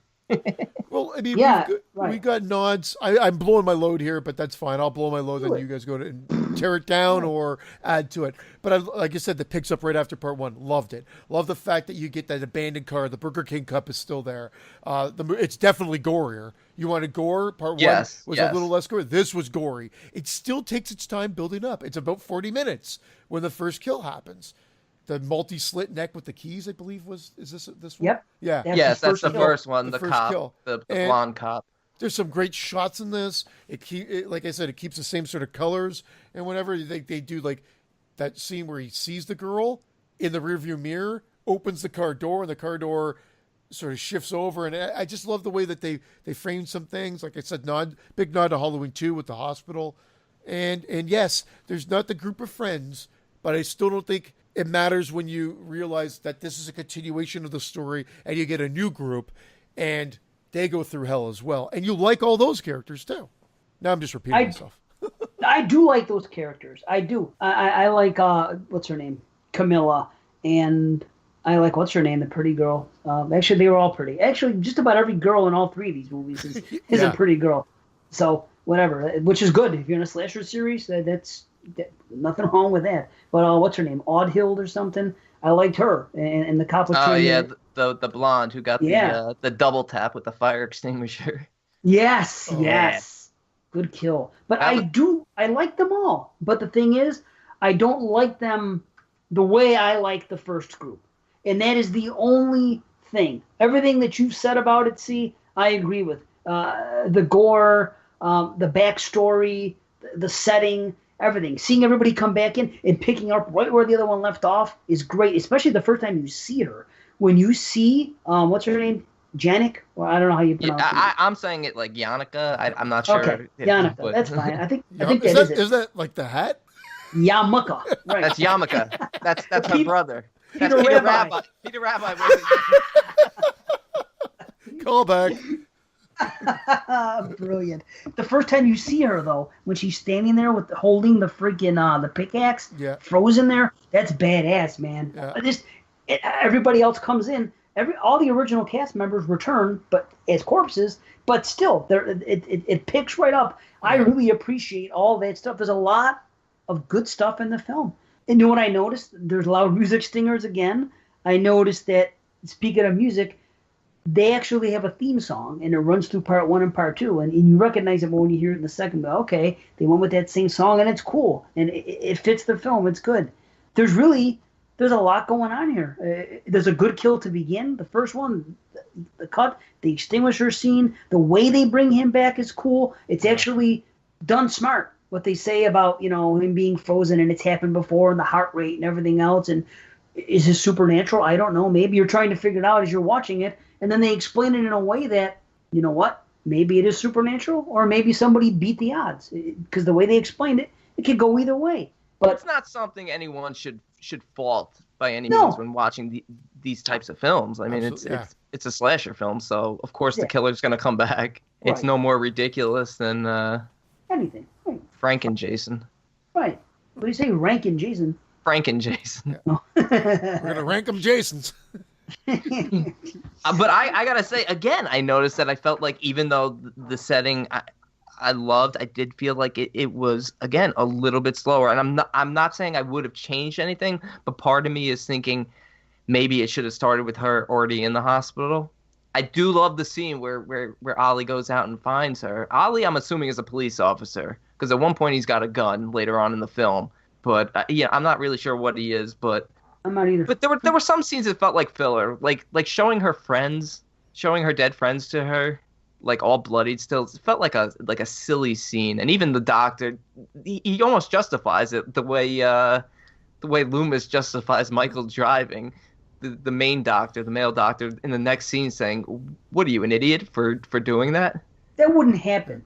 That would absolutely would not happen. It just seemed ridiculous. I mean, it's not even like they were cleaned up and like, okay, you want to go see your friend? No, they were. I mean, but they still have that pickaxe. But I bought it exactly. It was a dumb thing for them to do, and they explained it away. I bought it, and I think they wanted to bring back the people, and show that direct connection, and I can't fault it for that. Because it was written to be like that, then and to give you another nod to the original.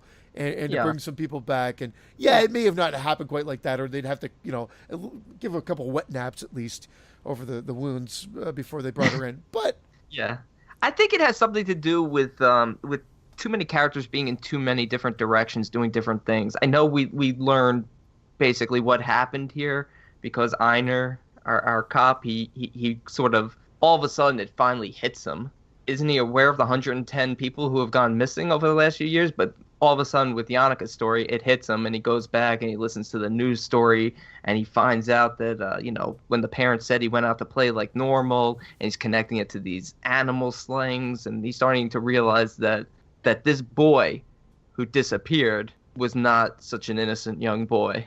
Let me ask you, since you brought it up, and I was going to wait till the next film because it's a running theme. What's with the skinned animals and all that shit? What is it implying? Implying that he was showing early signs of being a killer. Yeah, the kid did, I didn't know if that took place after he went missing or before. Maybe that's why. That's why he went missing. He was just not normal, and he was in. Well, because we find out he was a stillborn. He was a stillborn, which explains him coming back. So he came back from death from the beginning. Twice. Yeah. So that's why the parents did that. It's fucking great. Like, it's exactly why the parents did it, but it also sets up a big, and we're not there yet, obviously, but a huge mistake in part 3. An absolute huge mistake that really drops the film tremendously.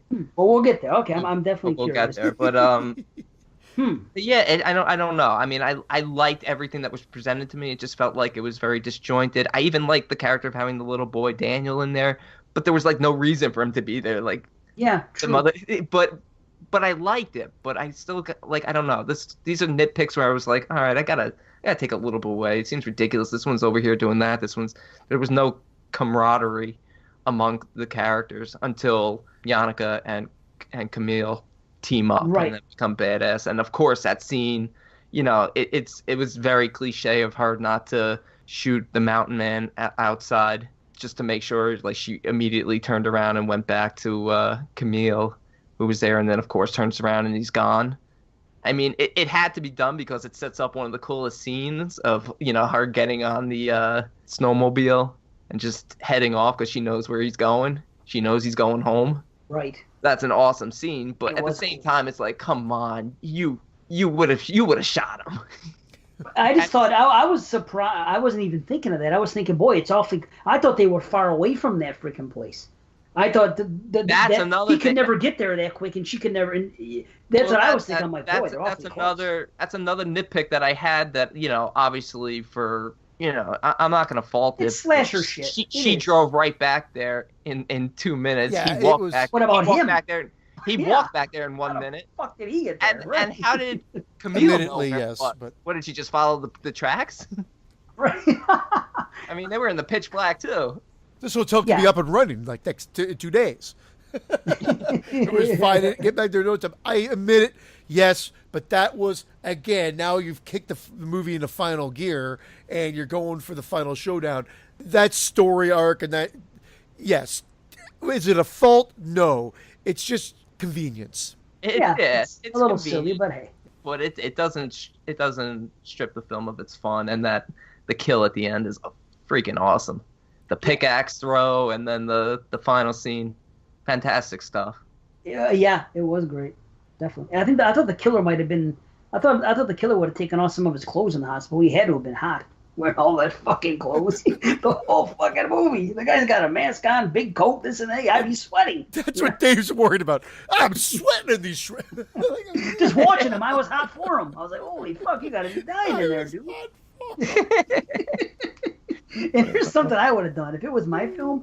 You know that part which we laughed at earlier, because why would they let her see them?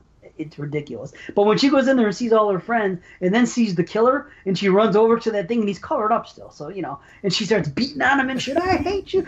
If this was my movie, it would have been a mistake in which she would have been beating up the wrong guy. That would have been fucking brilliant. Just some random dead fat guy. You know what I mean? Or you open up and it's Peter Rabbi. Yeah. Hey, why are you hitting me? Quit hitting me. Holy fuck. It's weird because Christian, you kind of being the high praiser of this one, you're making me like it even more now.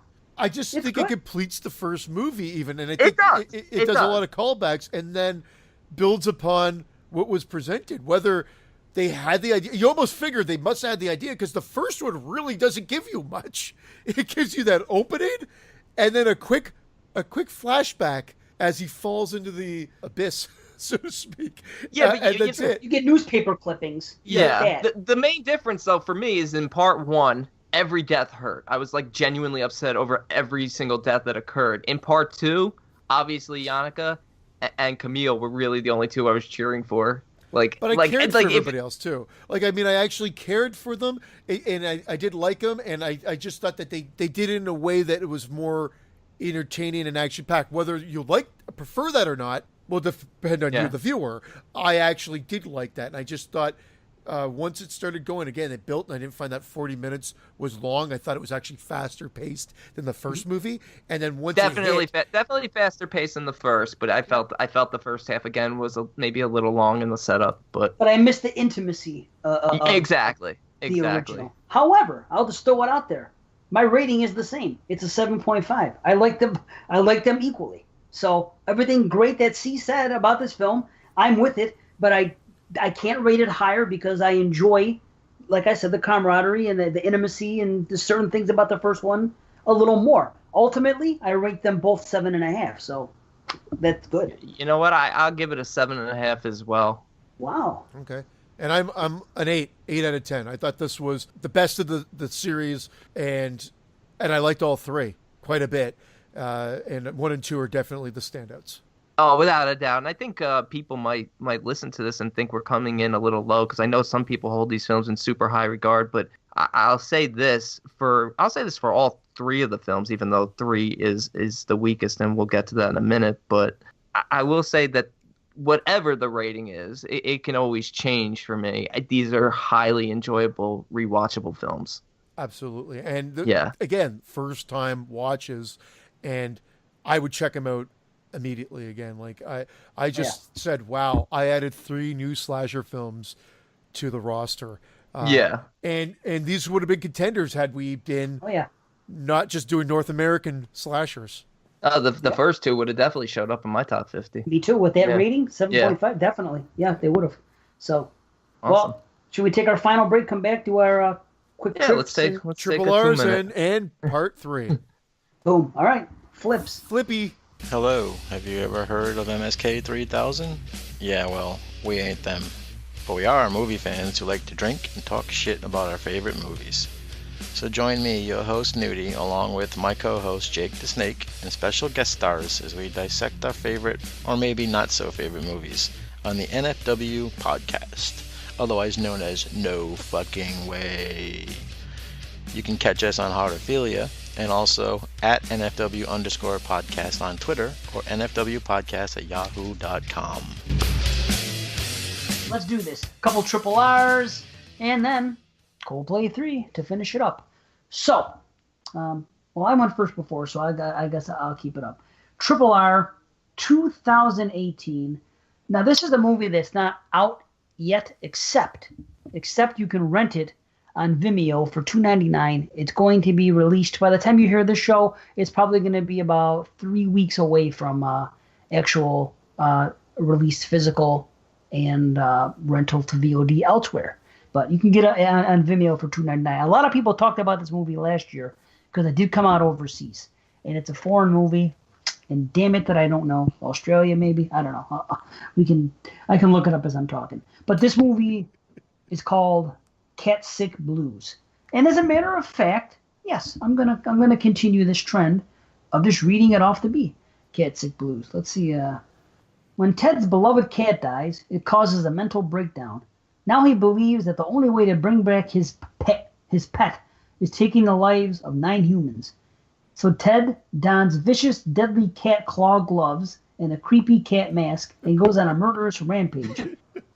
As the butchery escalates, a twisted romance blossoms between Ted and Claire, a young woman who has also recently lost her cat. Okay, disturbing film, strange film, good kills. The thing, this movie is kind of high on people's list. I think Watson has it in his top 5 so far for this year, and I've seen it on another list as well. So people are really digging the film. I really do dig parts of it because I like the kills and I like the story. It's kind of a disturbing character piece to a degree, but because we do learn a lot about the killer, but we also learn a lot about the lead. I have a few issues that mess with it, but it's still a good film. I just from what I'm hearing so far, I'm not loving it the way other people are. But basically, this girl has a YouTube channel, and she has her cat on there all the time. I forget the damn cat's name, but it's kind of a hit. So it starts with an I or something. But anyway, kind of a hit? Her show is kind of a hit. Oh. She's getting 10 million views per video and shit like that on YouTube, and she has a cat. It's like major cat videos. Yeah, fuck. So anyway, this girl has her thing going on, and we see that in the first few minutes of the film, there's a cat masked killer. This guy has a cat mask on, pretends to be a cat, kills a couple girls right off the bat. Good cat kills. Mask fever.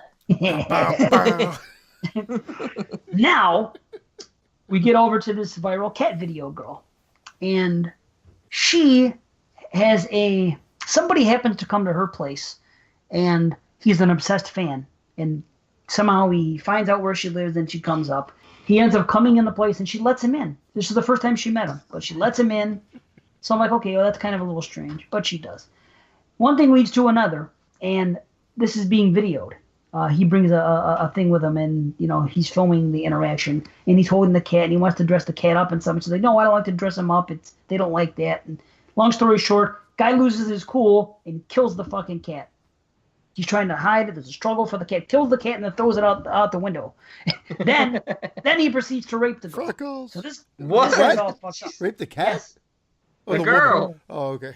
Rape the woman. He only killed the cat and chucked it out the window. Now he's raping the girl. So she gets raped, and then he leaves. He takes his camera with him. He leaves his camera on a bench because he's all distraught. So now this video leaks of the cat woman being raped. And it's weird because it's kind of far-fetched. Halle Berry's in this? Yeah, no, not her. It's a little far-fetched because later on she sees people looking at the videos of it, of a reaction to watching the rape video. I don't think that would play out that way. But whatever. So this girl ends up going to a place to grieve over it, like a support place. You know what I mean? A group. What's that shit called? Group therapy. Group therapy. Straight talk only in here. Yeah, exactly. So she goes to this group for sympathy, and she meets this other guy who's obsessed with cats. He is the cat killer, not the one that killed the cat. not the obsessed fan. He is the guy that wears the killer cat mask in the beginning and kills the two random girls.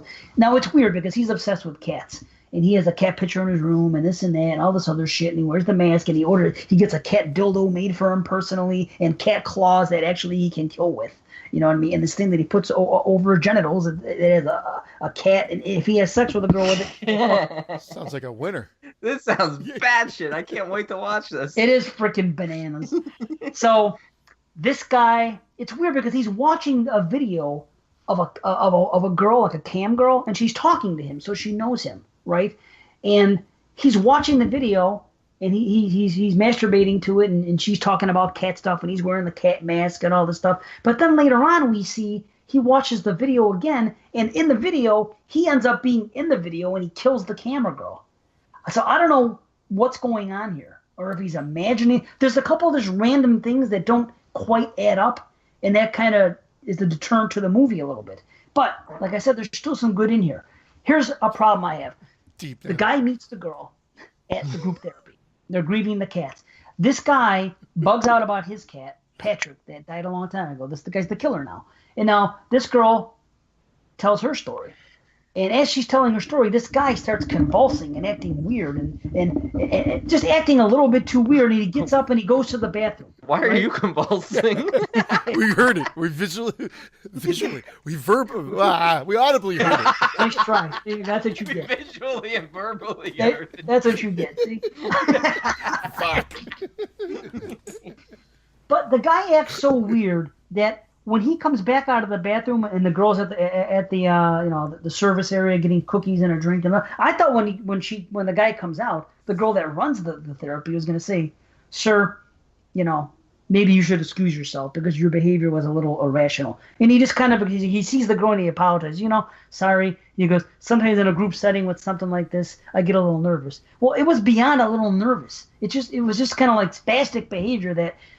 Then he proceeds to ask her out to go get some meat, and she accepts. Yeah, I would have gotten out of there. I would have made a straight feline for the door. Oh, that was awesome. Actually, I liked it. It was classic B. Nice. But that's when I kind of lose sympathy for the girl, because you see the guy acting in that manner. It wasn't like he was a little weird and had a nervous twitch, the guy was like convulsing and really, and he goes through these convulsions throughout this movie. And sometimes they play out a little bit long. Like you'll see him laying on the ground after he kills somebody, or even by himself thinking about his cat in his room. And he'll be laying on the floor, convulsing, flopping around like a fish for like a minute straight. Are these genuine things, or is this just sort of like a psychotic type thing that he's doing, where you can't really say? Yeah, he's fucked up. He's not like physically sick, having a seizure. No, I don't think so. I just think and he's just fucked up. I don't know. Maybe it is a seizure, but I don't know. I don't think of it that way because it only comes in certain moments. You know what I mean? So, I don't know. But that was a little bit of a problem. That I lost sympathy for her because she went on a date with him. Like, a guy acts that way. I don't think you're going to do that. It's just, then we get vicious kills. Then she ends up, she's a pretty girl. He's an average-looking guy. And then she sleeps with him. And it just goes to places that I didn't think it should have gone to. But there's some random trippy dream visuals and shit that goes on. But anyway, it takes a real crazy body horror turn in the last third, which actually it could have been cut out. It was disturbing and it fucked me up, but it didn't do anything to the plot. And I don't want to spoil anything, but as much good as they're in this film, and it is disturbing and it's an interesting film, there's just stuff they could have cut. It would have been a better film for it, or explain things a little bit better. No Cat Balchinian? Some sick shit, dude. I won't even tell you. It's some sick fucking shit. But good. I got a little annoyed with the killer and the convulsions, and like I said, some of the dream sequences are unnecessary. Ultimately, it's a sad and tragic story, but it's got brutal kills in it, and it's weird, and it's worth your time. Again, it's a half-head explosion. I wish I could come in higher because there's something there. I just wish it could have been edited. There's a couple things that I didn't like plot-wise that I mentioned, and little things like that, but. I'm intrigued to check it out. It sounds interesting. It's definitely interesting, and and there's another thing. He kills 4 girls at once. He puts on this mask and he goes to this rave, and it ends up being like a hostel, and he goes into this place and he kills 4 girls one after the other. But that's just it. They show this girl sitting there on the bed, watching him kill all the girls, and just like looking there, being nervous about it, and backing up. But dumbass, why wouldn't she just get out of the room? She sits and watches her friends get killed, and then she gets killed. How are you gonna, you know what I mean? Just I things love like that don't shit. I add like up. a good group kill like that. I do too, but I don't know. When you see it, maybe you'll love it. The way I saw it, I was like, why would you not leave? You're just gonna watch your friends get killed and sit there and be a victim? Just Maybe little things like that. Maybe the shock of the moment. Yeah, I know, but come on, 3 people? It wasn't like I don't know. Anyway, like I said, it's a half-head explosion. It's definitely worth checking out. It's disturbing and fucked up and good kills. That's what the good, gory, interesting, gross kills. So, there you have it. Cat Sick Blues. Awesome. What a Half-head concise explosion review. sounds good. I was waiting for this. I knew. I tried. Honestly, it sounds bad shit just because that just sounds like the type of film that's hard to even It is. summarize shortly. I mean, there's just a lot going on there. All right. My first review, well, second, Triple R, is one you have talked about, Dave, and it's My Friend Dahmer. Ah. Yeah. Interesting. So a young Jeffrey Dahmer during his high school years, how he obviously struggles to belong. He's socially withdrawn. You learn about his enjoyment of collecting roadkill and dissolving animals to study the bones. He finally catches a small break in school when he becomes friends with these group of kids who sort of use him as like their mascot. It's weird that you were talking about convulsions because he spends a lot of this movie like pretending to have seizures and spaz out. And that's sort of what he becomes known for. And they take him under their wing and sort of make him like their mascot until they eventually lose interest. I thought the film did a great job of showing how a young Jeffrey Dahmer suppressed his sexuality as well as his desires to hurt others. There's this specific scene where he's stalking the doctor and he's got a bat and he ultimately doesn't go through with it. There's a scene towards the end of the film with one of his friends that is just great with tension. Absolutely fantastic. Honestly, like I didn't read the book that this is based on, but I wonder if looking back on it now, if this character feared that he ultimately could have been Dahmer's first victim had he not did what he did. But the actor who played Jeffrey Dahmer, Ross Lynch, I thought he did a phenomenal job. Totally. He totally seems like he is Dahmer. You know what I mean? He really is. And it's interesting to watch this film and to try to understand whether there was any chance of Dahmer being normal. I mean, ultimately, there really wasn't, because you could see the behaviors even before shit really hits the fan at school and in his family life. I mean, his mother's mentally ill. His father eventually leaves them and finds a new girlfriend. So he's sort of on his own. The mother leaves with the younger brother. So he's sort of outcast from his friends, from his family, and just from society from the beginning. It's almost like he didn't have a chance even if he wanted to. But you know what's really sad? He gets that high when he goes and talks his way into seeing the vice president. Yeah. And as soon as he comes back from that trip and his father picks him up, he's feeling good. He goes, how was the trip? He goes, it was great. It was like the first good thing that happened to him all this time. And then his father drops the bomb right then and there. Wow. Yep. I'm moving out. You know what? Like, yeah. oh. That was a powerful scene. I didn't even know that happened. That's kind of creepy. It is. It's great. It's just really showcases his high school years, and you just see his awkward behaviors and how it ultimately leads to the beginning of what he became. It literally ends right where the Jeffrey Dahmer that people know begins.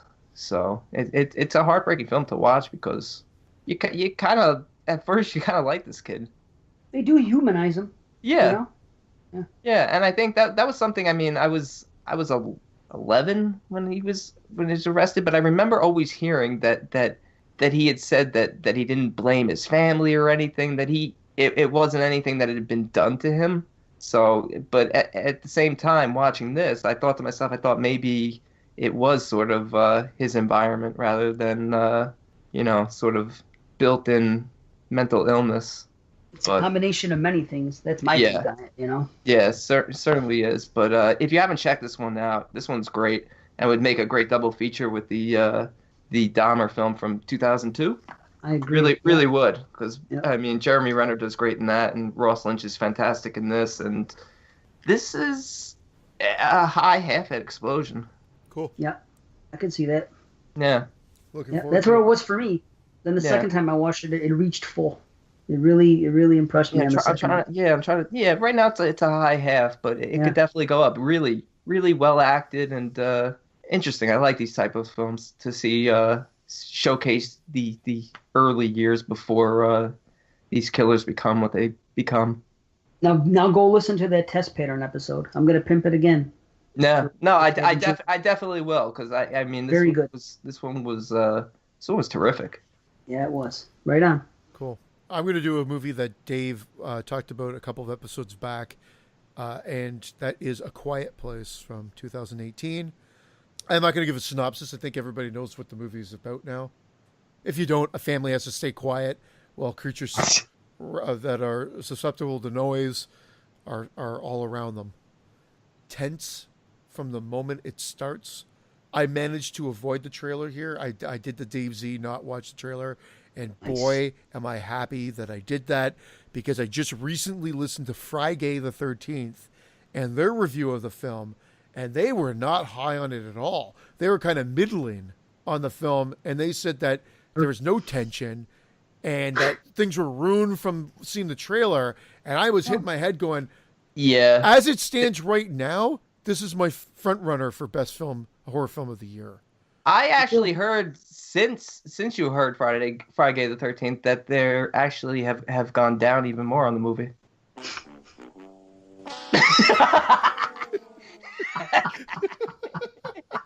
I was waiting for that. Awesome. It was a good joke, though. Brilliant. We wanted sound bites in this. I was shocked to hear the review, and you can check their show out and see if you align with them or not. But ultimately, I did not. This movie has tension from the moment go, and I sat in the theater and I was frozen. I don't know if I'd say frozen in fear, but I remember not moving. And I lovingly saw it in a practically empty theater. The audience was totally quiet.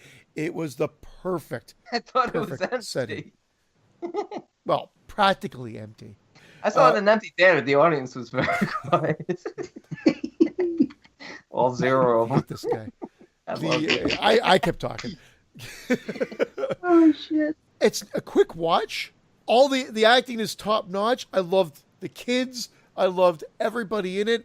I loved the fact that there's like a lack of dialogue and most of the things are signed out. It is probably the best example of a PG-13 horror movie to come out in a long time. I can't praise the movie enough. Full head explosion. And you have to see it if you haven't seen it already. I still got to see it. But I'll tell you right now, I watch trailers. I've seen the trailer to this, and I do feel like, even though I haven't seen the movie yet, that I know some stuff that probably would have been better had I not watched this trailer. You gotta listen to me. I know, but I can't go in completely blind. My mouth dropped. I was on edge. I felt everything the characters went through, the physical torment, and I'm talking about an old nail sequence, and whenever you feel everything and you're right there with them in the setting. I have not felt that type of tension in a movie in a long time, and consistently throughout the film. We're not just talking about segments. It kind of just stays with you the whole time. And it's very fast paced, and what a humdinger of an ending to just leave. I left with a big old smile on my face. That was cool. It didn't even fit anything about the rest of the film, which is unusual. And I will say that it's kind of like, wait a second, that's right out of a totally different movie, but it somehow worked. Right, I'm with you. Worked. Yeah. You kind of needed it after the somber feeling of the entire. Yeah. You needed something at the end, one way or the other. Yes. I almost don't want to watch this movie again. As much as I loved it, and it's my front runner too. I know I don't think I can ever have that same experience that I had as seeing it the first time. So part of me doesn't want to watch the movie again because I'm afraid to tarnish that experience. That's how great it was. Yeah, no, I can Because when it comes to understand that, suspense, you know, Yeah. you know where you're going. You've been there. So all that when you're on edge the whole time, I don't think you can replicate that seeing it a second time because you know where it's going to go. There are things that I questioned even in the theater, but again, Dave, I let things go. I think you would hold on to these things and say, I don't like this. Well, what about this? I just let it go for the pure enjoyment of the or the experience that I'm having at that time. Is it perfect? No. Ultimately, I'm basing it on experience and the overall enjoyment factor as well. Nice, right on. Awesome. Yeah, there's.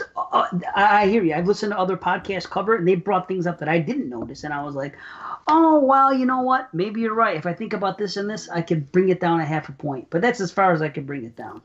You know what I mean? Well, but as far as people complain about the pregnancy thing, many podcasts, why would they get pregnant? I'm thinking, that doesn't bother me at all. That didn't bother me at all. No, who gives a fuck? My complaint comes with the frequencies. Game was weak or whatever. You know what? Who gives a fuck? Why not? I don't know. That doesn't bother me. It's just, my whole thing came from life. the frequencies and some of the other. I thought that at first. But I was able to rationalize it. My one thing that I was convinced that they convinced me was something that happened in the silo and how it wouldn't have really played out that way. And I'll just leave it at that. But it was everything about the movie was great. I still enjoyed the hell out of it. Check it out. Oh yeah, okay. Mine's really quick because there's only so much you could say about this.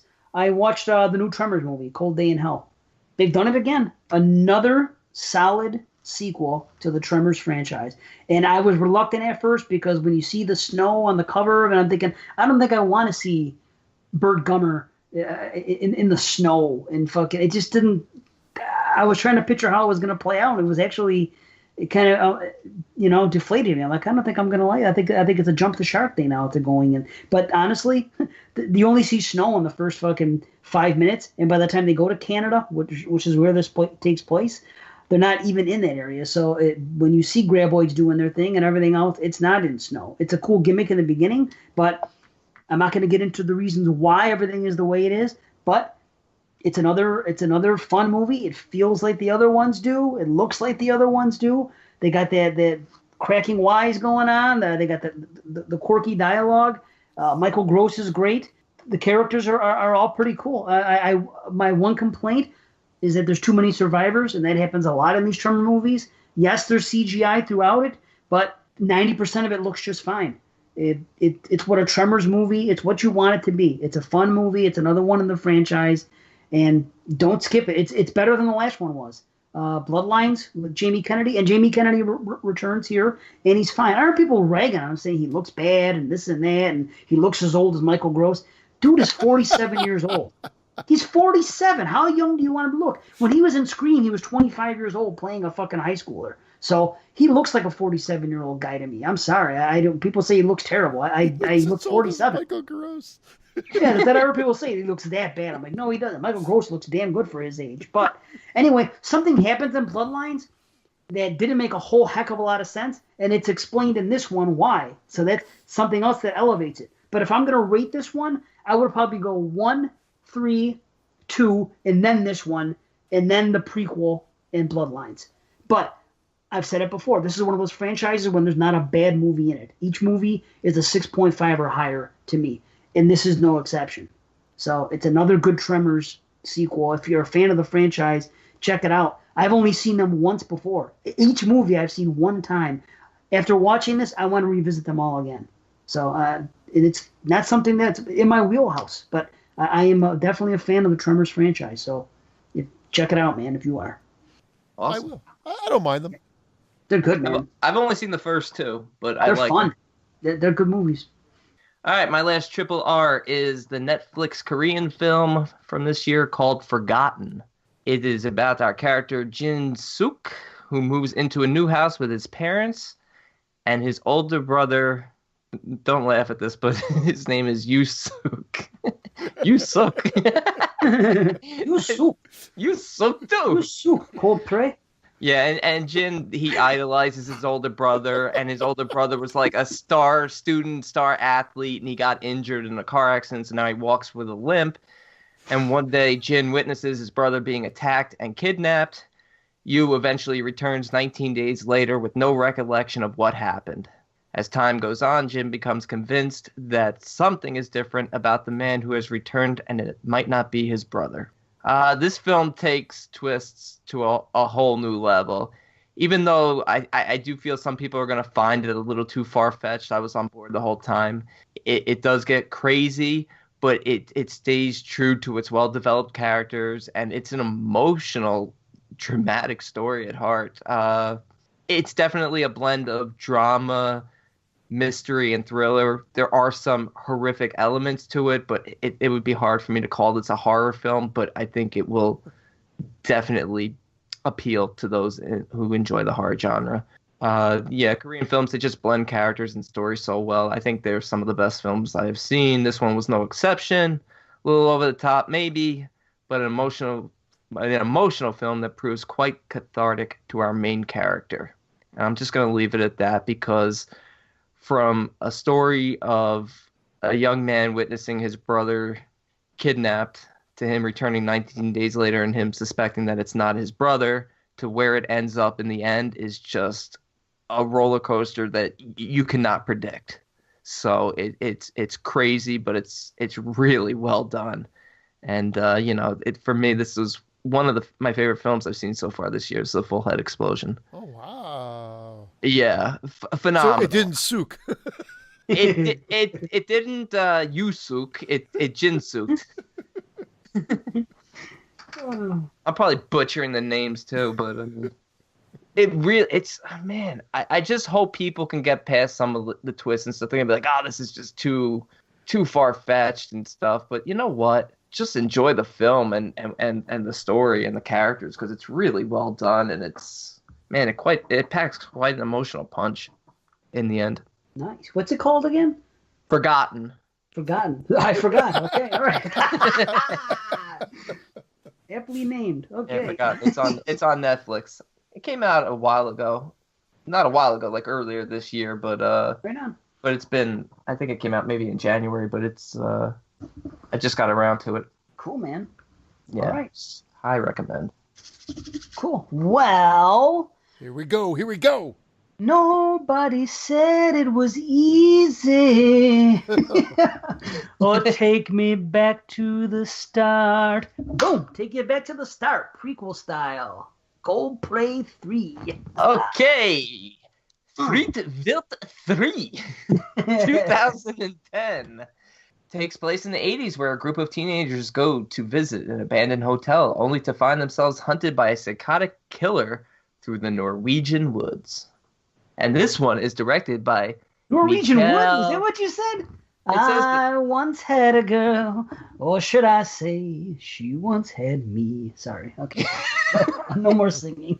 Wow. I can't. If you look at the director's name, his name is Mikael something Sandamos. But if you look at his, I don't know what that letter is. It's BR, and then there's like an A and an E mashed together as one letter. All I know is he never did another movie after this, I don't believe, and it's not badly made. I was shocked because the other ones looked like they had a little bit of a career. Maybe I'm mixing this up with the guy that did part 2, because the guy that did part 1 just recently directed Tomb Raider, I believe, and I believe this guy didn't really do anything after part 3. He's done a couple films since, but not a lot. He did Ragnarok and The Ash Lad. Oh, okay. Not Thor Ragnarok, just Ragnarok. Fraggle Rock? Fraggle Rock. Fraggle Rock. Christian goes down on Fragile Cock.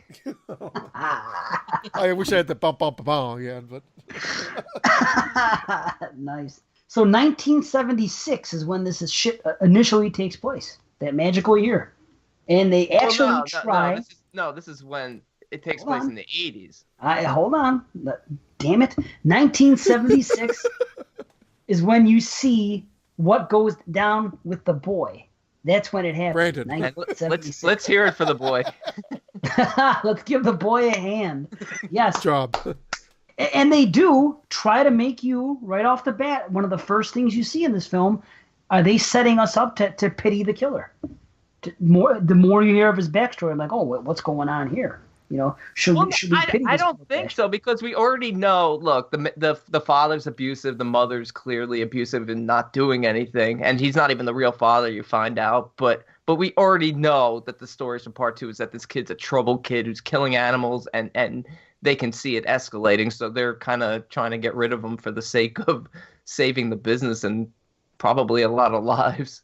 Well, see, me, I didn't know that. You guys told me that he was the one doing this stuff to the animals. So I didn't know. So when I began watching this film, that's what I see in my notes, that pity killer ? I'm thinking, is this what they're setting up here? Did they just kill this kid because he has a birthmark? What kind of shit is that? Because I didn't see any other reason why. I didn't realize that. Oh, okay. So, yeah, you missed out on the... As the movie went on, I heard more. Yeah. And they said that, he was never normal. He was a stillborn. This happened.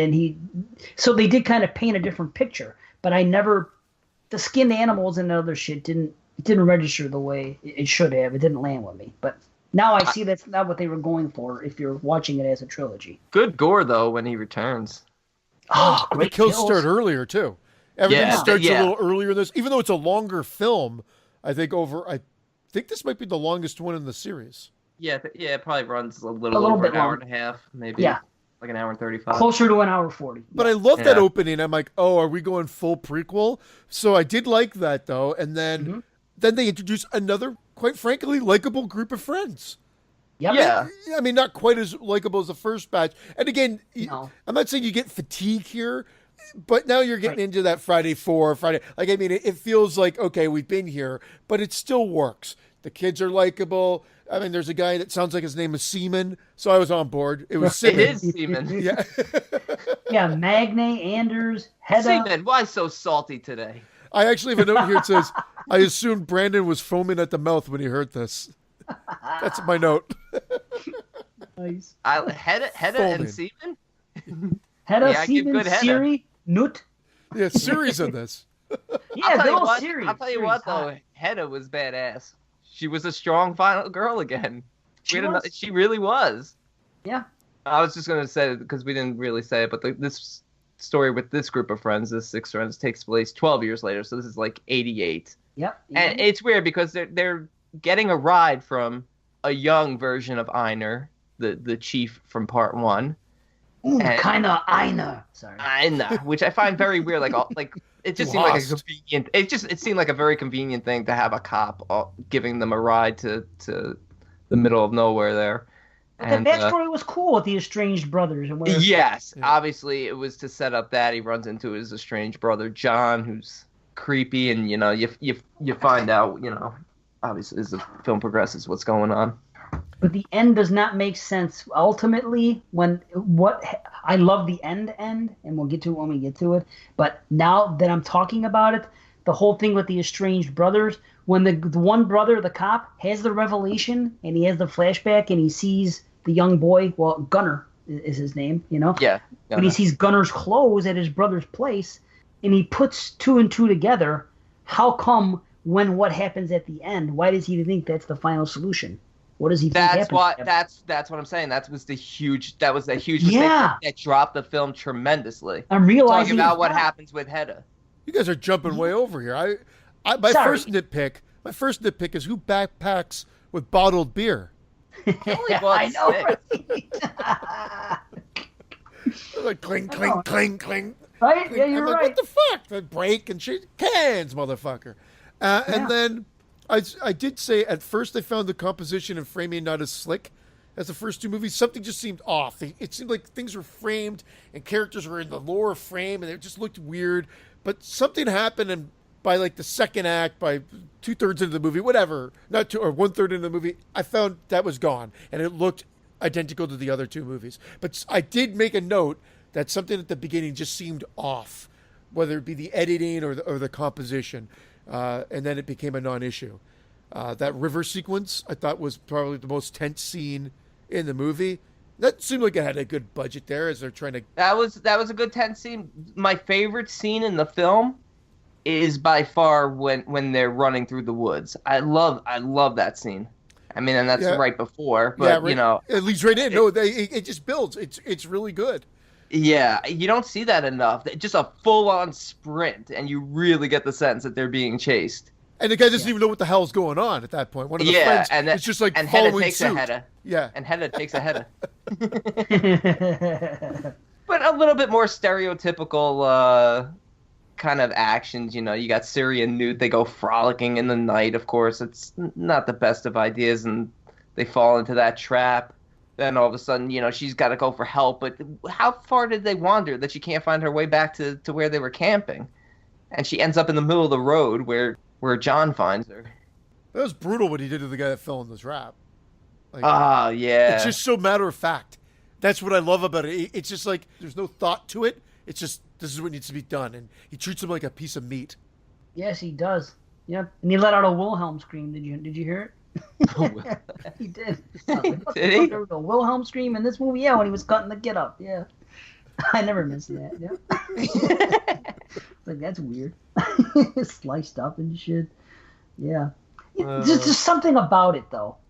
There's the sequences when the three are hiding while the other one's being held captive below, and just certain sequences in the film, I'm just not engaged the way I am in the other two.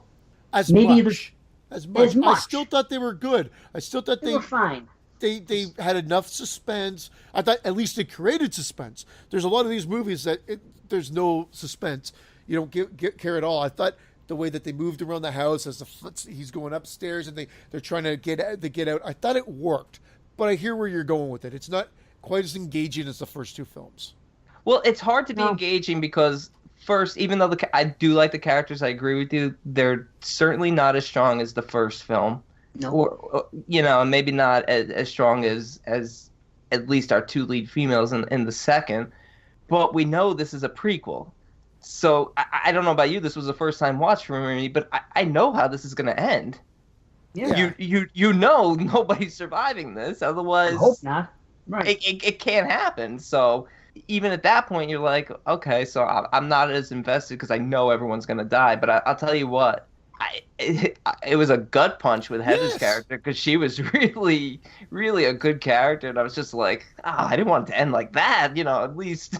Well, even Ciri just being freed to only have to go through what she did, and then you get the second. It's like a 1-2 gut punch. Yeah, that was very matter of fact with Ciri too. After she's like fighting the whole movie to get out of that basement, and yeah, I did appreciate that they kind of threw it in like that. Didn't make it like it was like going to be epic because ultimately you're going to know where it's going. But still, I did not see that coming with Hedda because it's a major mistake given the fact that Einar comes to the revelation that he does.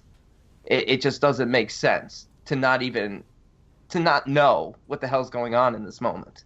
Right. Yeah. It's a huge mistake, and honestly, if it didn't happen. It's cool, though. It's cool the way it plays out with Gunnar. It's an awesome scene. I love that. But it had to be done a different way because that really hurt the film. Because they didn't even have to show. They just could have had the estranged brothers because the guy was already acting weird to begin with.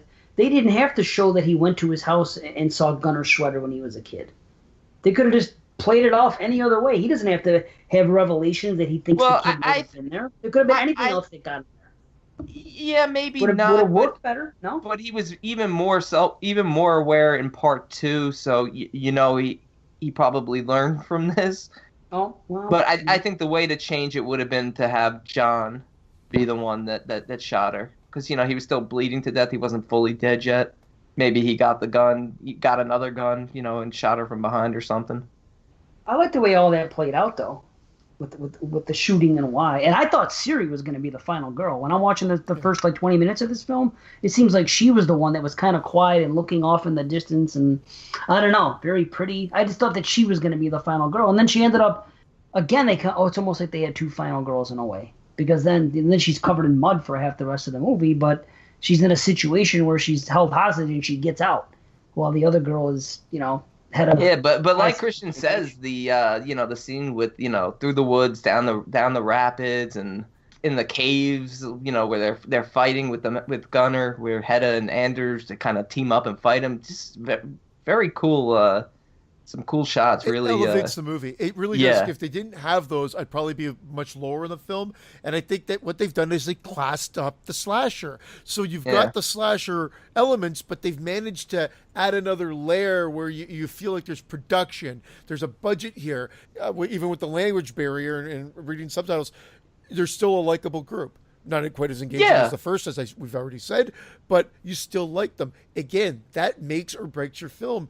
And better than a lot of slashers. Yeah, this series manages to do it in all 3 movies, make you at least like the characters, and that is important.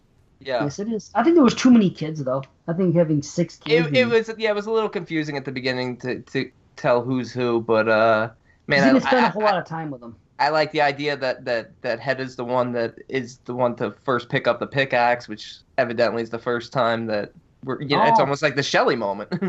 Right, yeah, that's true. Yeah, wow, yeah. Good call. It's like a Shelley. That gives good. So but man, that ending, it's a terrible, terrible mistake. Because Einar makes the connection, has the flashback that John is the one who took in Gunner and was helping him. So, like, I don't understand how he doesn't think that the boy's still alive. The only thing I'm thinking is that maybe Einar thought John killed Gunner, kidnapped him. Yeah, you know what? That's not bad. He sees his clothes there. Why wouldn't you? Clothes first. Isn't that what tips him off? And he sees the blood.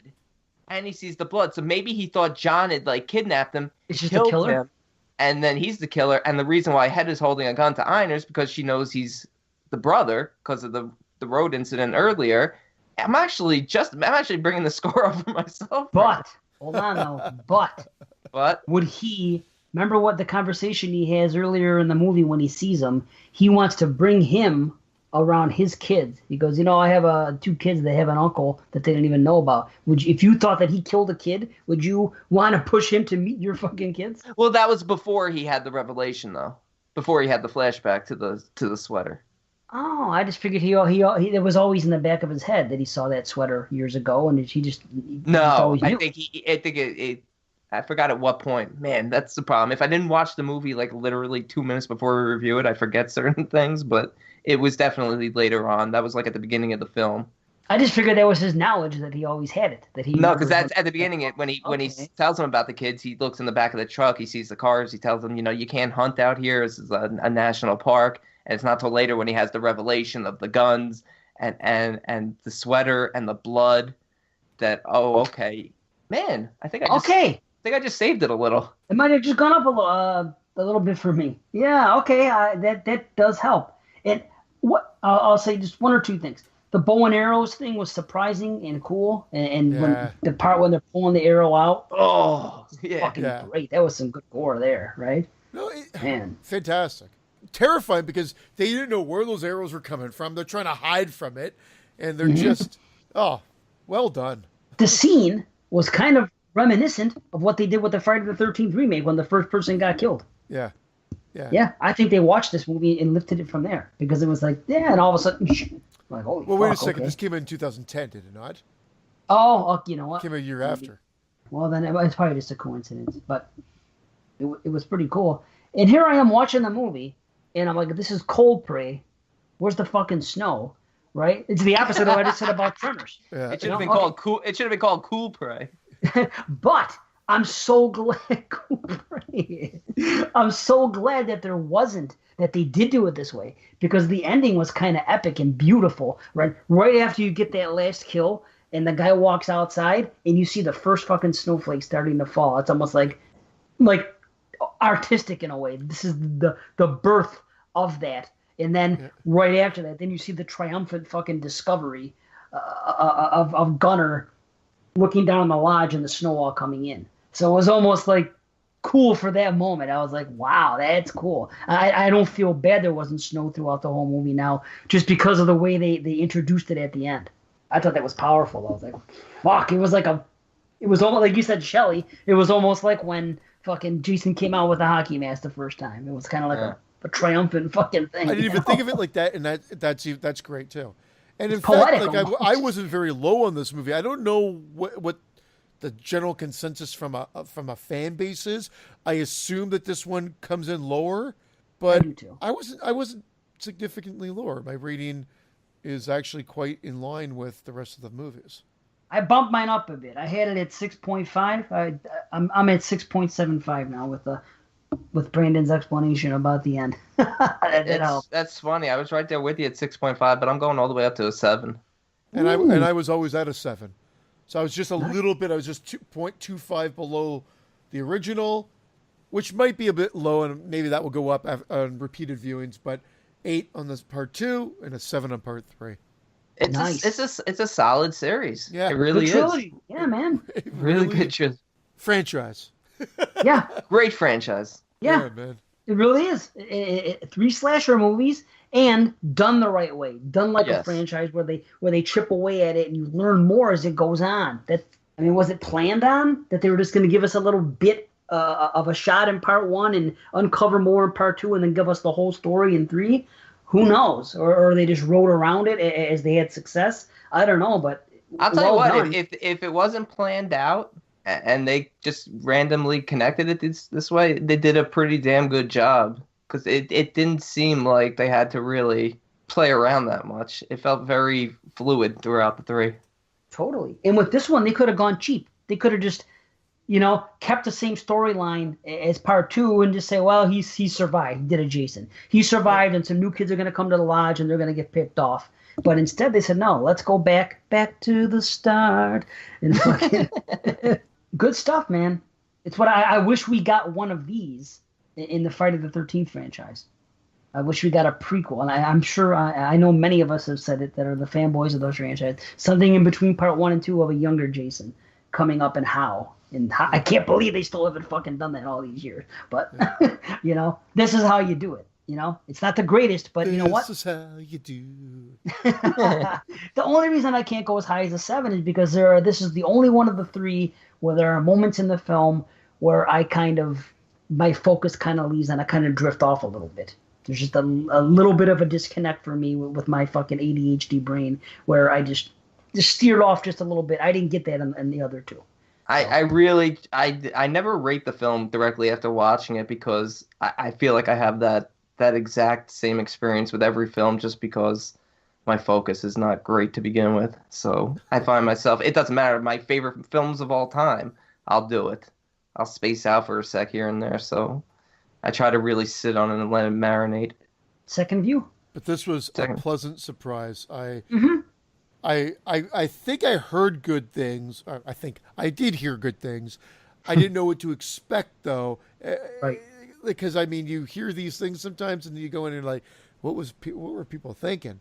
Yeah, Maniac Cop 2 with me. I was so excited to see Maniac Cop 2 I love when Maniac it came Cop down. 2. I know you do, but it was so pumped up. Like Coldplay 2, I've heard good things about. But when I went to see the Maniac Cop trilogy, when we did that, 30 episodes ago now, wow. I was so looking forward to seeing part 2, and then I was like, I don't get it. You know what I mean? So I don't get too excited about shit like that because I heard good things about Coldplay 2, but it didn't mean I was going to enjoy it, But 3, I didn't hear much about. But again, solid franchise. And good thing Marco freaking brought up the first one because this wouldn't have happened. You know what Marco's favorite? You know what Marco's favorite after-school snack is? What? Frites by the foot. Wow. Nice. Where's my soundboard when you need it? Marco's not even Norwegian. I know, right? Totally just putting him in a totally different country, showing the ignorance of Americans. All the same shit. Oh. Yeah, you're all over there somewhere. Speaking of that, they make a joke in the first minute of freaking Tremors, of the new Tremors, when they compare the Norwegians and the Swedes. A total fucking Like the thing. I'll tell you what.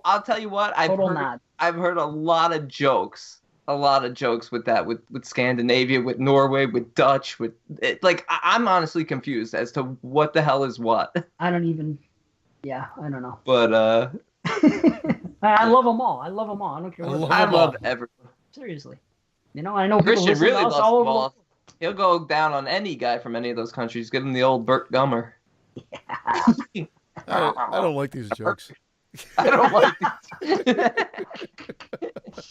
How'd you have that soundbite ready right then and there? I had it ready for a while. I was just waiting for you to crack one. I missed the other one when I verbally did it. I'm like, I got to get this ready to go. Man, I verbally heard it.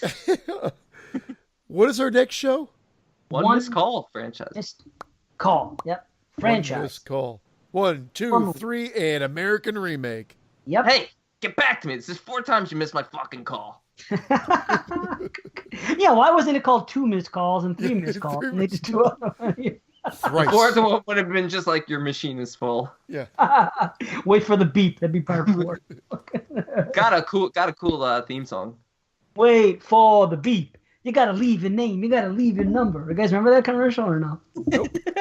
No? Vaguely, it sounds familiar. Somebody out there does, I promise you. One of our lovely listeners. Thank you guys for listening again, by the way. Thank you for subscribing. Please continue to do so. Please share the show, retweet it, do all that cool stuff, man. We appreciate it all. Thanks, Jason Lloyd. Thanks to Bo on Legion. And yeah. Thank you. Yeah. And, you know something?